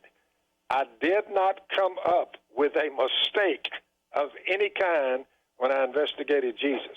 Therefore, we have forgotten that as a nation, and now we've lost our moral compass because Jesus is the head of the moral compass, and we've rejected him. And unless we, as a nation, return back to God and repent, I don't think this is going to end well for most individuals without Jesus. Certainly would agree. Again, you talk about the 10 lies, and in the last chapter you kind of summarize them as well, the truth of truths, that God is dead, there is no devil, truth is relative, God did not create life, sex is for self-gratification, virtue is outdated, laws can be ignored or changed, unity is not possible, church participation should be kept separate, and Christians should shut their traps. I love that one as well. But when we have just now a couple minutes left, talk about how we turn this around? Because, first of all, every one of those truths also are buttressed with what the scriptures say, that the God of the Bible is not dead, the devil is real, there is absolute truth, he's the author of life, and all the way down to this idea of believing that we are to obey God's laws. And that really is the prescription for how to turn this around, isn't it? You betcha. And here's what we got to understand. I mentioned in the book autonomous Christianity. That means you drive to a church building, a structure, where the people of God are gathered, some of them, under a roof. And you get 2 hours there, then you go back home, and the only time you come back is the following Sunday. That's 2 hours in a week. Kerby, it's not enough. All your listeners, as soon as I hang this phone up, they need to turn to Romans chapter 12, and here's what it says. The first part, I urge you, brothers, in view of God's mercy, what Jesus has done for us, to offer your bodies as living sacrifices, holy and pleasing to God, which is your spiritual worship. The point he's making, we have to get beyond going to church, as they say. We need to go out around in our culture, whether it's where we work, where we play, where we shop, where we vote. You said we need to be out there as salt and light, as leavening in dough, and we need to be out more instead of confined to a structure one day a week. You see my point? I certainly do. And again, salt and salt shaker doesn't do anything, but salt out there in the world makes a difference, right? That's it. That's it. We need to be out and about with our neighbors, showing them that we love them. When they curse us, when we should be mad, we don't hold it against them. You got to remember, I get called every name in the book, but since I've never owned a cell phone, Kerby, and I've never actually, although I'm on the computer, Blaze TV, I've never actually clicked on to the computer, and I don't own a cell phone. So I'm not hearing most of it. There may be some wisdom there. People are telling me, Kerby, that they're cursing me. Well, but Phil, I've just appreciated being on the earth that has never gotten around to buying a cell phone, and somebody said, well, how do you function without a cell phone and a computer? My answer is very peacefully, thank you. Peacefully. It's a good line. Every time I'm out shooting my shotgun and I miss sporting clays, I'm always thinking, Phil probably would have hit that one. But nevertheless, you certainly can not only shoot well with a gun, but you shoot well with the scriptures. And I think the second one even more important. So always appreciate you being on the program. And one last time, this book of The Theft of America's Soul, it's been out for months, but I wanted to give it another push. And that's why we had Phil Robertson on today. So, Phil, look forward to the next opportunity. We're going to take a break, and when we come back, we're going to get into some of the issues in the news. And by the way, if Phil said something that rings your bell, I'm sure we'd love to hear from you as well. I know, 1-800-351-1212. Don't forget that we do have information about his book. Also, of course, we talked about George Papadopoulous. That book is available there as well. So you can find all sorts of information about that on the website. As you go there, you'll see my commentary, which I'll talk about a little bit later, about the idea of defunding Planned Parenthood. And we still have our banner there, Go to Israel. With those of us at Point of View, we'd love to have you join us in October. We're going to Israel and to Rome. You can go to either or both. And if you haven't taken the time to find out, we filled one of the buses. We're only going to go in 2 buses, so we're filling the second one, and that will be that. So if you'd like to join us, take the time to visit the website, pointofview.net. Click on that banner that says Find Out More About Going to Israel, and that's available to you as well. But when we come back, we'll get into some of the issues in the news. We have another presidential candidate that's announced who's created a bit of a stir, so we'll talk about that. We have all sorts of cases that have gone before the Supreme Court that you need to know about, so we will cover quite a bit in the next hour. Stay tuned. We'll have more right here on Point of View after these important messages.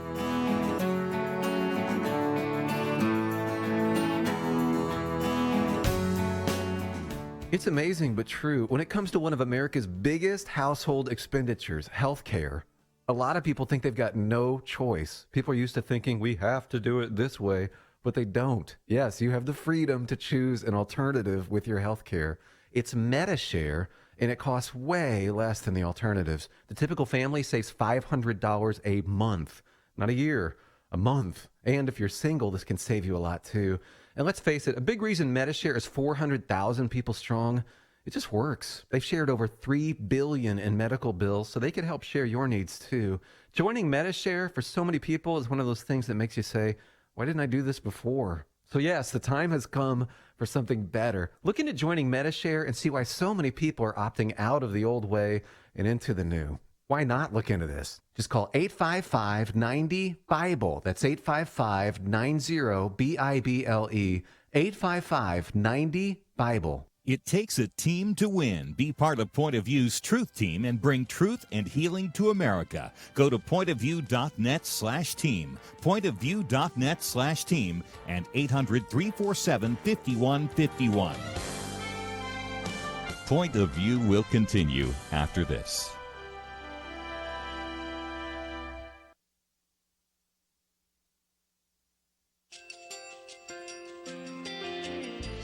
I just want to thank you so much for all the wonderful programming you have.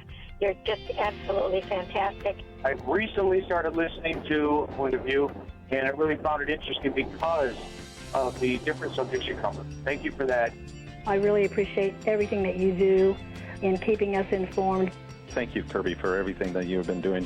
I appreciate all the work that you're doing, advocating for the Word of God. Thank you so much. Point of View, I think, is absolutely necessary because it's a Christian perspective, a biblical worldview perspective, and receive very current, up-to-date information about what is really going on, week to week in our culture, which is changing so rapidly, and yet it's morally sliding backwards. Yeah, I'm just, first of all, I thank you guys. Y'all's program is wonderful, and enjoy it every day. I learn so much every time I listen to it. Point of View Radio Talk Show.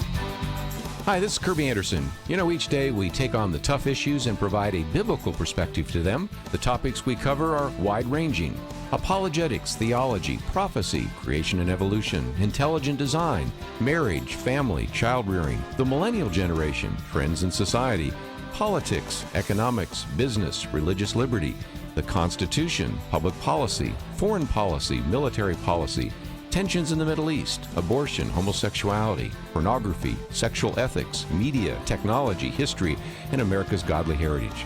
We talk about anything that affects your faith, your family, or your freedom. So don't go anywhere, because Point of View continues right now.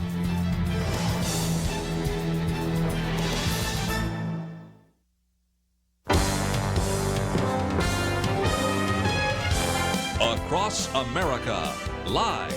This is Point of View.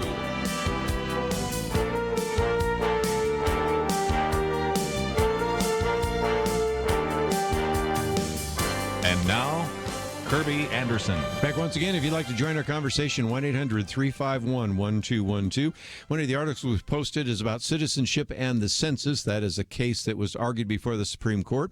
Also going to be talking about a case that will be argued before the Supreme Court having to do with the firing of homosexual employees or transgender employees. My commentary today is about Planned Parenthood. But I, first of all, wanted to focus on something that has surfaced time and time again. And it surfaced again in the announcement that Joe Biden made that he is going to be running for the presidency. And he took the listeners and the viewers, if you saw the video, back to Charlottesville and talked about the Declaration of Independence, and then immediately used that to criticize Donald Trump, because he said Donald Trump said that these very fine people on both sides. That is a phrase that's become so significant. Those of you watching online can see I have a file called Fine People, because this shows up time and time again. It is not true, and I thought, if nothing else, just as a public service, we would address it. But it seems to be that every time there is a Democrat in front of a microphone, or even some people in the media, they will dredge up the argument that what President Donald Trump was saying is that there were fine people on both sides, meaning those individuals involved in that neo-Nazi rally. And so some people have been saying, even to Gary Bauer, and I've got his piece in front of me, this just keeps coming back again and again. Now, I thought it would be worthwhile to even read through the transcript a little bit, because it is very clear, if you ever watched the interview, that President Donald Trump was not referring to the neo-Nazis who marched through the streets in Charlottesville as very fine people. He was referring to the people who were gathered protesting the demolition of the memorial to Robert E. Lee. And you can see this because he says they didn't put themselves, Donald Trump said they didn't put themselves. You had some very bad people in that group, but you also had some people with very fine people. So he's already talking about bad people. Then their question was, well, who are these good people, sir? I didn't understand what you were saying. And he said there were people in the rally, and I looked the night before, and if you look, there were people protesting very quietly about taking down the statue of Robert E. Lee. The following day, it looked like you had some very rough, bad people, neo-Nazis, white nationalists, whatever you call them, but you had a lot of people that were there innocently to protest and protest illegally. Now, I'll let you have a chance to hear it for yourself, but the point I'm making is this just gets dredged up again and again and again. It's a little bit like, Sarah Palin said that she could see Russia. No, she didn't, and you took all of the comments out of context. And I think it's important to recognize that when you're making an announcement that you're going to run for the presidency of the United States, and you've got a video that you are doing, and you've had people that have looked at the transcript and evaluated what you're going to say so that you say it carefully, this isn't just another one of those Joe Biden slips of the tongue. This is a deliberate attempt to say that Donald Trump is a racist who thinks that neo-Nazis are very fine people. But don't believe me. Hear it for yourself. And you had some very bad people in that group, but you also had people that were very fine people on both sides. You had people in that group, excuse me, I saw the same pictures as you did. You had people in that group that were there to protest the taking down of, to them, a very, very important statue and the renaming of a park from Robert E. Lee to another name. White nationalists? No, George Washington was a slave owner. Was George Washington a slave owner? So will George Washington now lose his status? Are we going to take down, are we going to take down statues to George Washington? How about Thomas Jefferson? What do you think of Thomas Jefferson? You like him? Okay, good. Are we going to take down the statue? Because he was a major slave owner. Now, we're going to take down his statue. So you know what? It's fine. You're changing history, you're changing culture, and you had people, and I'm not talking about the neo-Nazis and the white nationalists, because they should be condemned totally. But you had many people in that group other than neo-Nazis and white nationalists, okay? And the press has treated them absolutely unfairly. And so, again, what he was trying to do is make a distinction between those people that believe that it was not right to take down the statue in the park, who were there peacefully.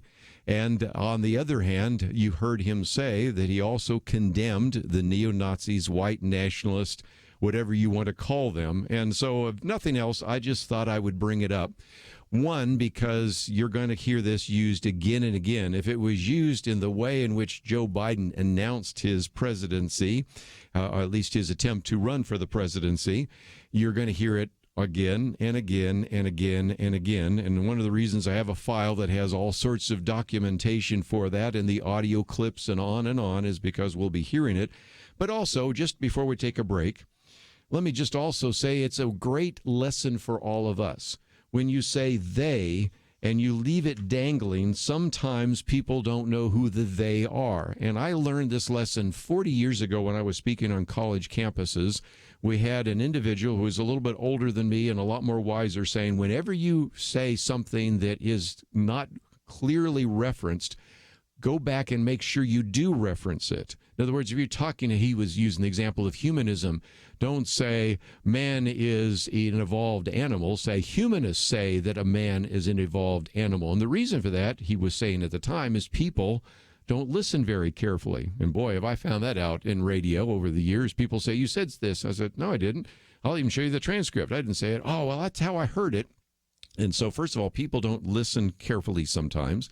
But even more so today, when people will take something out of context, as they were in this case, when he talks about the fact that there were some very fine people on both sides of the debate about the statue, and then goes on later and says, I do condemn those other Nazis, white supremacists, and others, you have to be very careful. So if there's a lesson we can learn from this, and I recognize we all, at one time or another, put out indefinite they or we or those people. And when you don't give them specific identification, it can surface again. But if nothing else, I just wanted to put it out there because it was part of the announcement today by Joe Biden. And perhaps you have seen the same thing I have, because there are all sorts of articles that have been posted. There, Trump didn't call neo-Nazis fine people. Here's another article in which, again, the definite takedown of the Charlottesville very fine people hoax. But you can also find individuals saying, oh, this is just people trying to gaslight you. Donald Trump's a racist, and we all know that he is. I'm not going to convince people that are convinced he's a racist, but at the same time, I just want to be fair to what was said in Charlottesville and what was not. And it is striking to me that the first words out of the box from a potential nominee. Matter of fact, the individual that today in the first survey done said that he could actually beat Donald Trump, the first words out of the box are accusing him of saying that neo-Nazis are fine people. If nothing else, I want you to hear the other side of that perspective. If you'd like to join us, 1-800-351-1212. When we come back, we're going to get into some of the cases before the Supreme Court that are going to affect you and maybe even your representation in Congress. So we'll talk about that right after this.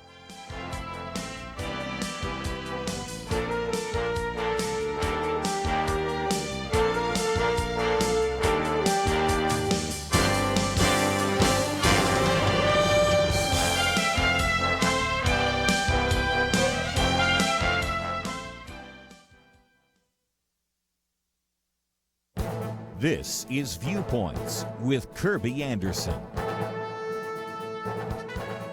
We often hear the campaign slogan, defund Planned Parenthood, but we don't always hear why government should defund this organization. Alexandra DeSantis has put together 4 arguments for defunding Planned Parenthood because she's concerned that pro-life politicians need to learn how to articulate them. The first argument is that Planned Parenthood performs the most abortions in the U.S., even as our abortion rate steadily drops. Organizations like the Guttmacher Institute report that the number of abortions performed in America has been dropping since the 1990s, while the number of abortions performed at Planned Parenthood facilities has doubled. Second, Planned Parenthood offers very few necessary health care services. The past president tried to argue that they were providing all sorts of tests and screenings. As I've mentioned in an earlier commentary, the current president makes it clear that abortion is their service and doesn't even try hard to talk about other services. A third argument is the fact that there are better health care options than Planned Parenthood. Just look at the numbers. Planned Parenthood claims to have about 600 clinics nationwide. Meanwhile, there are more than 13,000 federally qualified health care centers. In fact, rural health clinics in the U.S. outnumber Planned Parenthood locations 20-1. And finally, Planned Parenthood is a progressive political action group, much more than it is a nonpartisan health care organization. Just look at how much money the organization doles out to elect politicians who favor abortion providers. And when a state government passes a law that restricts abortion in any way, Planned Parenthood is one of the first groups to file a lawsuit. If pro-life politicians want to be effective in this message war, they need to remember these 4 important arguments for defunding Planned Parenthood. I'm Kerby Anderson, and that's my point of view.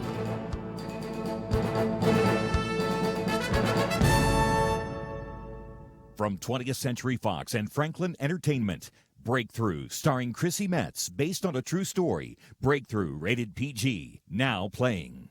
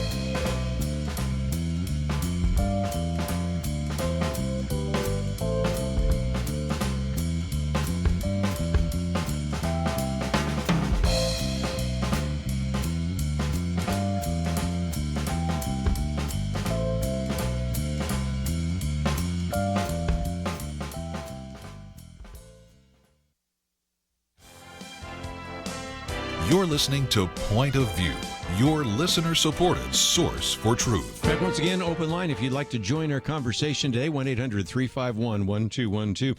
Just thought for just a few minutes I'd get that off my chest, the fine people quote that has dogged the president ever since he made that during that rally in Charlottesville. It's almost been now 2 years, if you can believe that. And the fact that it was dug up and used in the announcement of Joe Biden running for the presidency illustrates that it'll probably be here a little bit longer. And there may be all sorts of things that Donald Trump has said that he shouldn't have said, but that one has actually been manipulated in such a way that I don't know if Joe Biden knows the true story or whether he just honestly believes that the president indeed was endorsing the neo-Nazis. But if there's a lesson some of us can learn, it is whenever you refer to they, make it very clear who they are. I try to do that on the program, and sometimes when I forget to do so, I'm especially during our weekend edition, oftentimes encouraged by whoever might be there, and that could be Kelly Shackelford or Penna Dexter. Tomorrow it's going to be Dr. Merrill Matthews and Keisha Russell to clarify who they are, because it can be misused, and this is perhaps one of the best examples of how the media, I think, have been unfair from the very beginning. You just heard it a minute ago. We could play it again if you want, but he made it very clear who he was condemning and also very clear who he thought were fine people. And those are 2 different groups, but somehow that eluded the individual who now would be considered the front runner in the Democratic race for the presidency, and indeed the only survey, of course, these surveys and various polls mean nothing, but the argument was that if indeed the election were held today, you would actually have a President Joe Biden instead of a reelected President Donald Trump. Of course, a lot happens between now and November, a year from now. But nevertheless, just thought we would put that on the table. If you'd like to join us, 1-800-351-1212. Let me get to another issue, and one of the articles we've posted today entitled Citizenship and the Census. And we may come back to some of this tomorrow when I have a lawyer, Keisha Russell, in studio.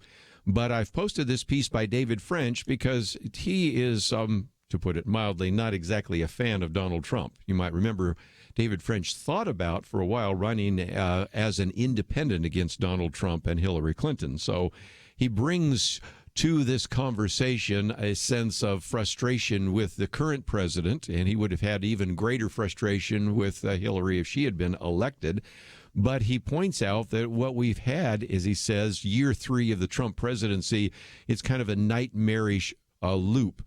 And what it is that he points out that what has happened in the past are members of Congress that have willingly given to the president power that probably isn't even constitutional, but because we like the president. For example, in just a minute, we're going to talk about, President Bill Clinton, President Barack Obama. We're glad to give him the power because he and his administration will do the right thing. But all of a sudden, when that same power now is in the hands of, say, Donald Trump, we have a problem. And that surfaced a couple of months ago when we talked about, does the president of the United States have the right to declare a national emergency? And the answer is yes, because Congress gave him the right to do so. And so he could then declare a national emergency and build a wall. And the hue and cry and the sense of frustration and the beating of the breasts and the all the kind of histrionics that came from that were due to the fact that for literally decades, we've given that authority to the president. And then when a president you don't like uses that authority, you say, well, then the courts have to step in and solve that. No, Congress needs to solve that. And that's exactly where we are right now with the census. The issue is, can the Commerce Secretary actually determine whether or not we can have a question about whether you're a citizen on the census? Now, in the past, we've had that question on the long form, but never on the short form in more recent times. And so the oral arguments were presented before the Supreme Court. And if you just looked at the Constitution, you'd say, well, the president and the Commerce Secretary don't have the authority because, pull out your Constitution right now, Article 1, Section 2, actually requires that there would be an actual enumeration, this is called the census, every 10 years and mandates that it would be conducted in such a manner as, and then you have to insert the word Congress, it's implying that it's Congress, obviously, 10 shall by law direct. And so in plain English, Congress is in charge of the census. So you'd say, well, Congress will say, you can't do this, Mr. President. But you have a law that was passed that grants tremendous authority and discretion to the Secretary of Commerce. This law, I'll just read part of it, says that the Secretary, to be the Secretary of Congress, of Commerce, I should say, shall in the year 1980, so this goes back all the way back to those years when Jimmy Carter was in the presidency and turning it over to Ronald Reagan, every 10 years thereafter, take a decennial census of population as of the first day of April of such year, which date shall be known as the decennial census date, in such form as content as he may determine. Who's the he? Oh, back to this dangling he or they, the Secretary of Commerce, including the use of sampling procedures. So it gave the authority in this law decades ago to the Commerce Secretary. So then, of course, you have the Commerce Secretary more recently saying, okay, well, I'm going to include a question about whether or not you're a citizen of the United States. His argument at the time was that this would be helpful to the Justice Department in terms of the Voter Rights Act and some of those kinds of things. There have been some real questions about that. Matter of fact, if you look at some of the legal history, there seem to be a few questions about his veracity, which is a nice way to say he lied. But nevertheless, it comes down to this. And so the real situation is if the law says that the Secretary of Commerce can determine what is in the census, and that's what the law says. How do you fix it? And this is where David French wisely points out, he says, in moments like this, when the contrast between progressive and conservative approaches to jurisprudence grow most stark. Because he says a progressive or a liberal looks at the pattern above and demands that the court fix it. The conservative looks at the same pattern and says, if you don't like it, change the law. And this is exactly what's going to probably come down, because you're going to have 4 liberals on the Supreme Court that are going to say, well, we just need to step in and fix it because we just cannot allow this to take place. But you already have, first of all, Justice Neil Gorsuch, that has on more than one occasion already seen that when Congress made a law that was unclear, his reaction was, then go back and fix the law. We're not going to fix it here in Congress.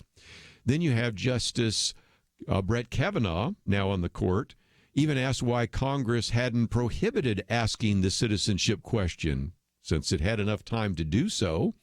And then you have Chief Justice John Roberts, who actually questions whether or not Congress had been denied necessary information in the oversight, because they're all reacting to something that Ruth Bader Ginsburg had to say.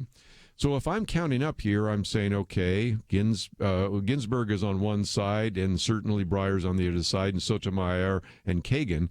But it looks like the other 5 are the other direction, right? Neil Gorsuch, Kavanaugh, of course, Justice Roberts. We're probably sure where Clarence Thomas is, and I have no doubt about where Samuel Alito is. So at the very least, this becomes a 5-4 decision in favor of Donald Trump and against the liberals, which brings me to the last point, and then we'll leave with that.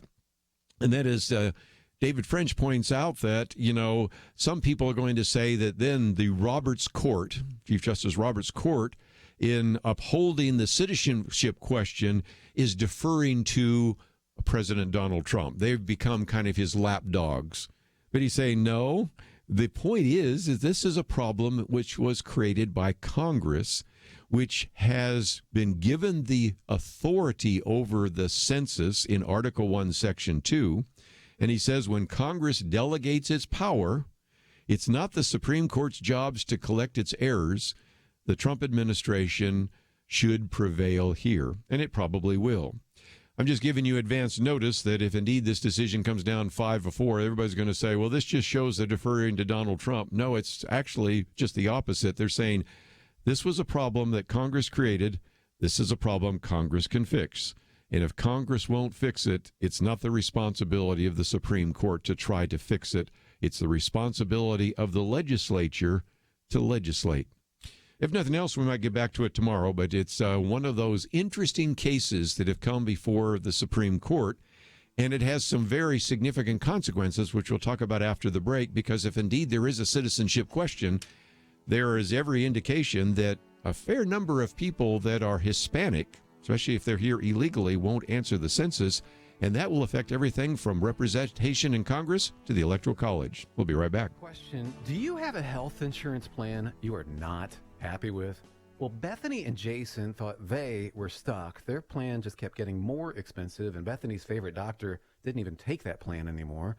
And then some friends at church told them about Medi-Share. With our previous insurance, we were paying $1,200 a month. With Medi-Share, we now pay around $600 a month. Yes, they're paying $600 less per month, and that's a pretty typical savings with Medi-Share. And they actually like Medi-Share more. I was able to go back to my original doctor that I absolutely loved, and it's just been an absolutely beautiful thing being a part of Medi-Share. Yeah, so they pay a lot less, and they like it more. No wonder Medi-Share is growing so fast. Find out more. They're super easy to talk to. All you have to do is call 855-90-BIBLE. That's 855-90-BIBLE. 855-90-BIBLE. It takes a team to win. Be part of Point of View's Truth Team and bring truth and healing to America. Go to pointofview.net/team, pointofview.net/team, and 800-347-5151. Point of View will continue after this.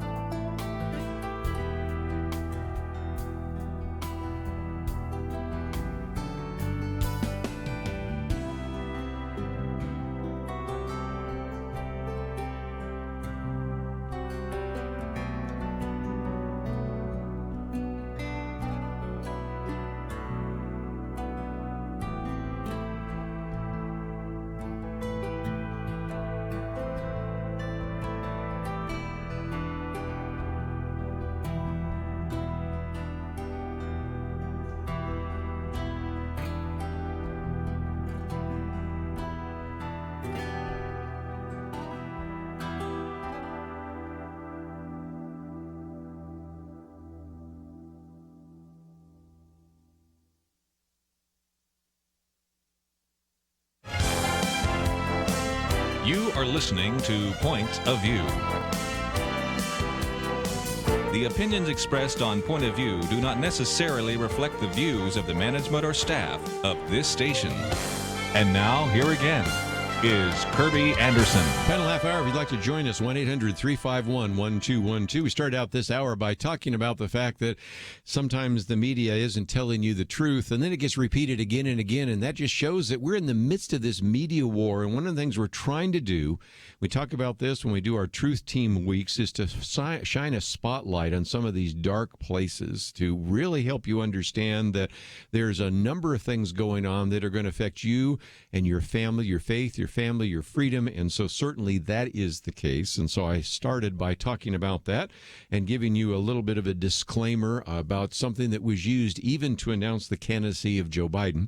Then I worked into the conversation that we'll probably be having later as the Supreme Court rules on this issue of the census. But as I pointed out, this is the third time. You have the travel ban. Then you, of course, have the issue of declaring an emergency. Now you have the example of the Commerce Department. In each one of those cases, Congress has delegated power to the president with no hesitation whatsoever because we liked who the president was. And then all of a sudden, we don't like this guy, so we don't want him to have that power. So we want Congress to fix it, but Congress doesn't fix it. So then we want the courts to fix it. And I just guarantee, well, I can't guarantee anything with the Supreme Court, but I suspect with a high degree of likelihood that the Supreme Court will rule in favor of the president. Whether they like him or not is immaterial, but it is not the role of the court to try to fix something that Congress did. So those are just a couple of issues. And so if you'd like to join us, 1-800-351-1212. But just before I move on and take some calls, let me just also bring another thing to the conversation. And that is, you might say, well, what does it really matter whether we ask whether an individual on the census is a citizen? Because we used to do that a long time ago, but we don't do it now. And there's a very good reason why many times there have been very good arguments against it. And the most significant one affects to what I want to talk about right now. And that is, it will affect your representation in Congress, and it might even affect your state's representation in the Electoral College. How so? Well, there's every bit of evidence, and I've talked about this in previous commentaries, but I'm going to do another one on this because it was oral arguments before the Supreme Court. But I've pointed out that studies have been done, and you don't have to do any kind of in-depth study to recognize that if you are conducting the census and individuals who are going to be taking that census and being asked those questions know that there's a question about whether you're a citizen, that, I think, is going to dissuade individuals who are here illegally. Make sense? Now, we can have a very long debate about how many people are here illegally, or here and not citizens, or here and because they came here legally but have not gone through the citizenship process. Those are two different issues, but you can see that especially the people here illegally, and maybe even some of those who are here legally but aren't citizens, might be more hesitant to answer that question. And that will affect the representation of those states which have more people that are Latino from Hispanic backgrounds. And so that's going to affect California, could affect New Mexico, could affect Arizona, certainly could affect Texas, could affect other states as well.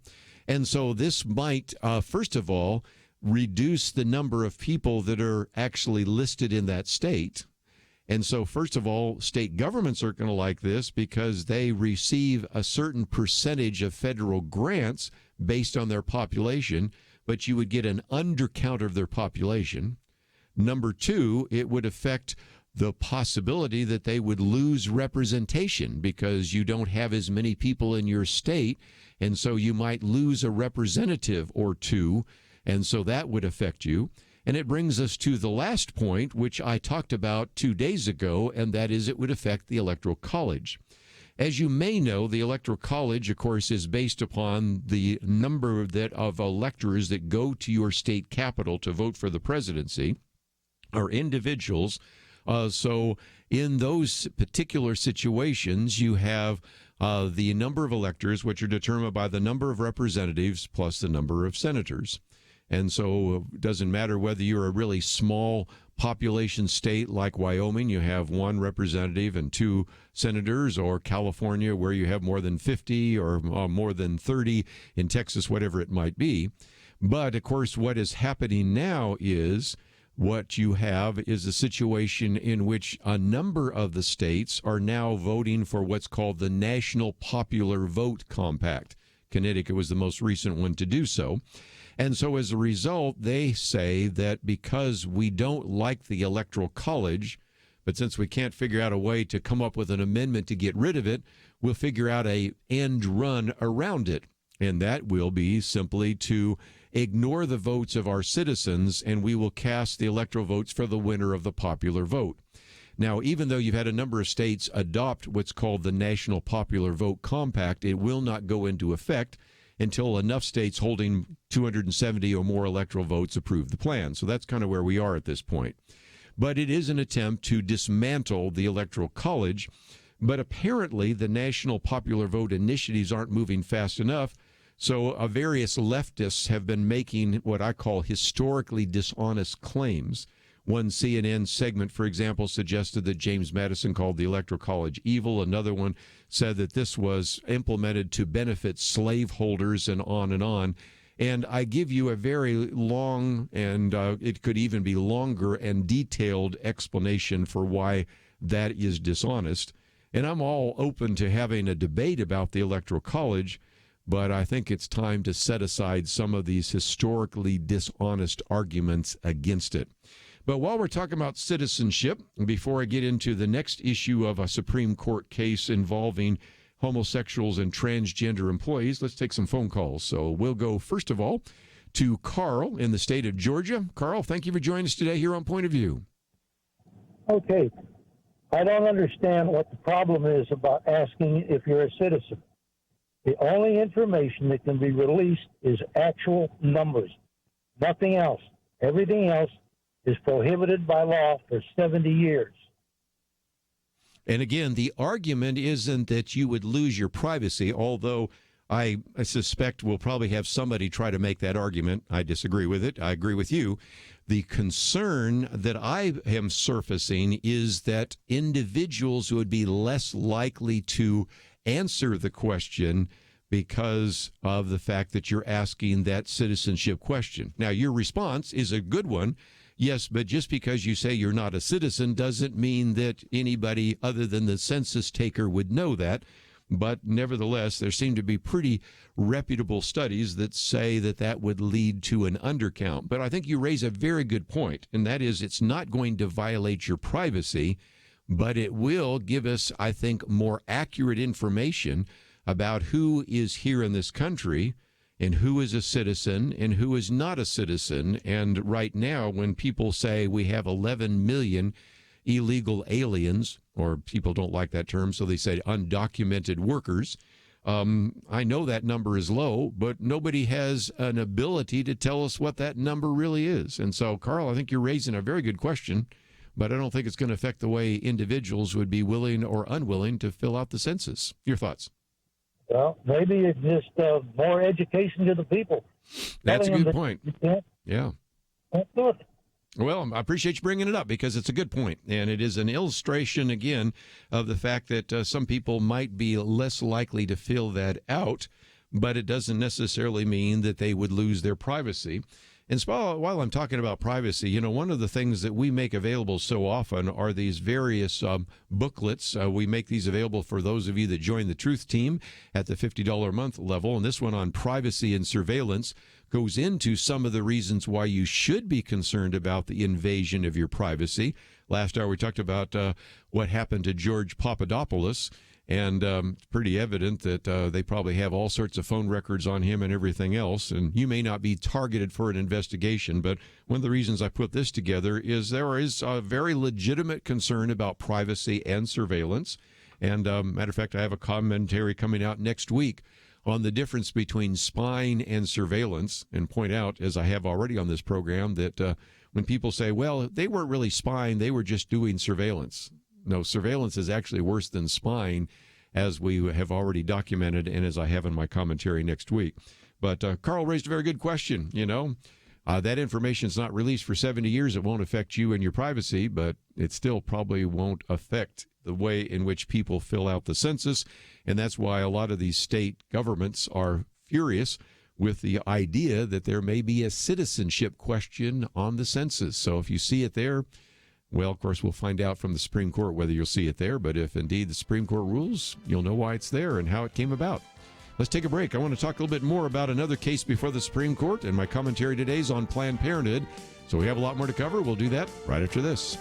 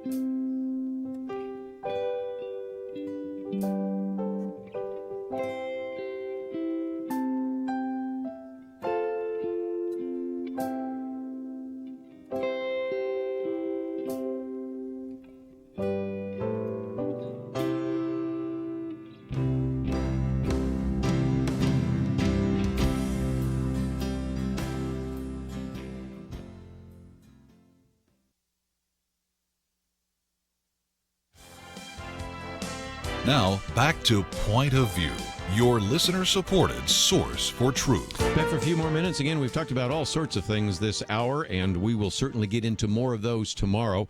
We have our weekend edition, and Dr. Merrill Matthews will be with us, and Keisha Russell will be with us. Maybe we'll get into some of these various important issues related to the Supreme Court, because those affect you.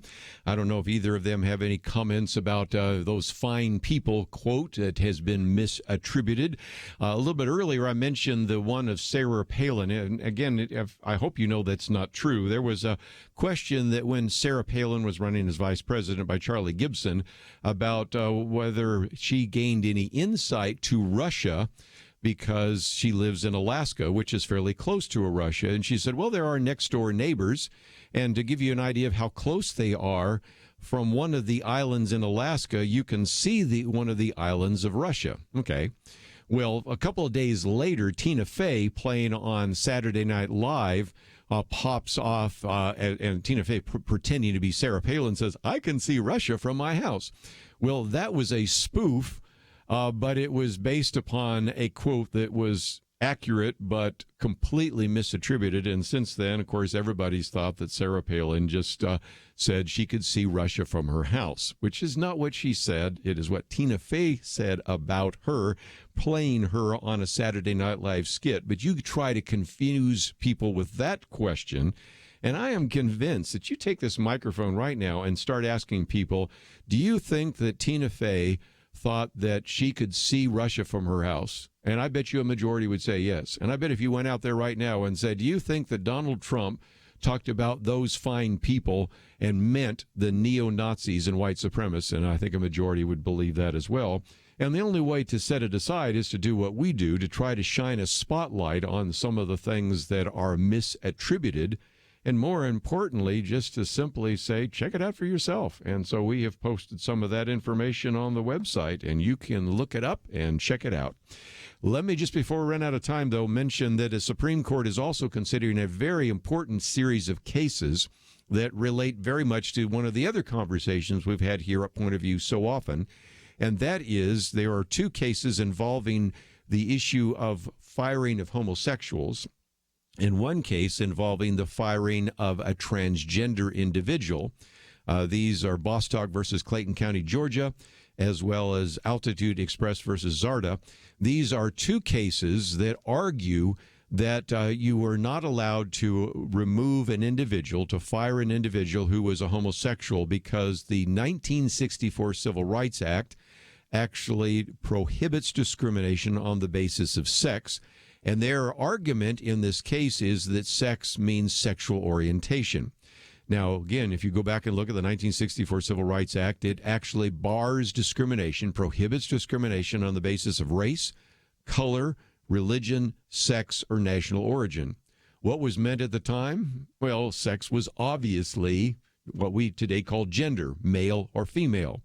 I've said this before. You can do it as a thought experiment. Imagine if you go back to the vote in 1964 and say, does this word sex mean homosexuality, bisexual, transgender? They'd look at you as, get away from me, you weirdo. I mean, that wouldn't even have crossed their mind. But the argument in those two cases and the argument of the Harris Funeral Homes versus the EEOC, which is the Equal Employment Opportunity Commission, is that Title VII of the Civil Rights Act actually bars discrimination against transgender individuals. We'll see how this one goes. And our friends at the Alliance Defending Freedom even point out that this case with the transgenders had to do with a funeral home in which they were told and sued because the argument was that Congress was indeed trying to protect individuals. And, of course, Alliance Defending Freedom, back to the argument we make, if you really wanted this to do so, Congress can rewrite the statute to do so, but Congress has not.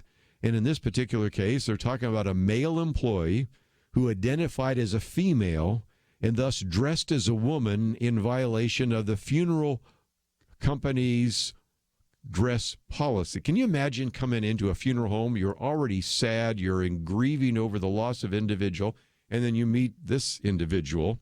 And so this is a case that is now before the Supreme Court. Three cases, actually, two having to do with homosexuals, one with transgender. And, of course, we've already seen how there is so much of an attempt to say, well, even though it says sex, that's really doesn't what it means. Yes, I know it says sex, but what it really means is sexual orientation. Even though it says sex, it really means transgender. And, of course, that's exactly what the previous administration under Barack Obama tried to do. But it's back to the same argument we've had today, and that argument is very simple.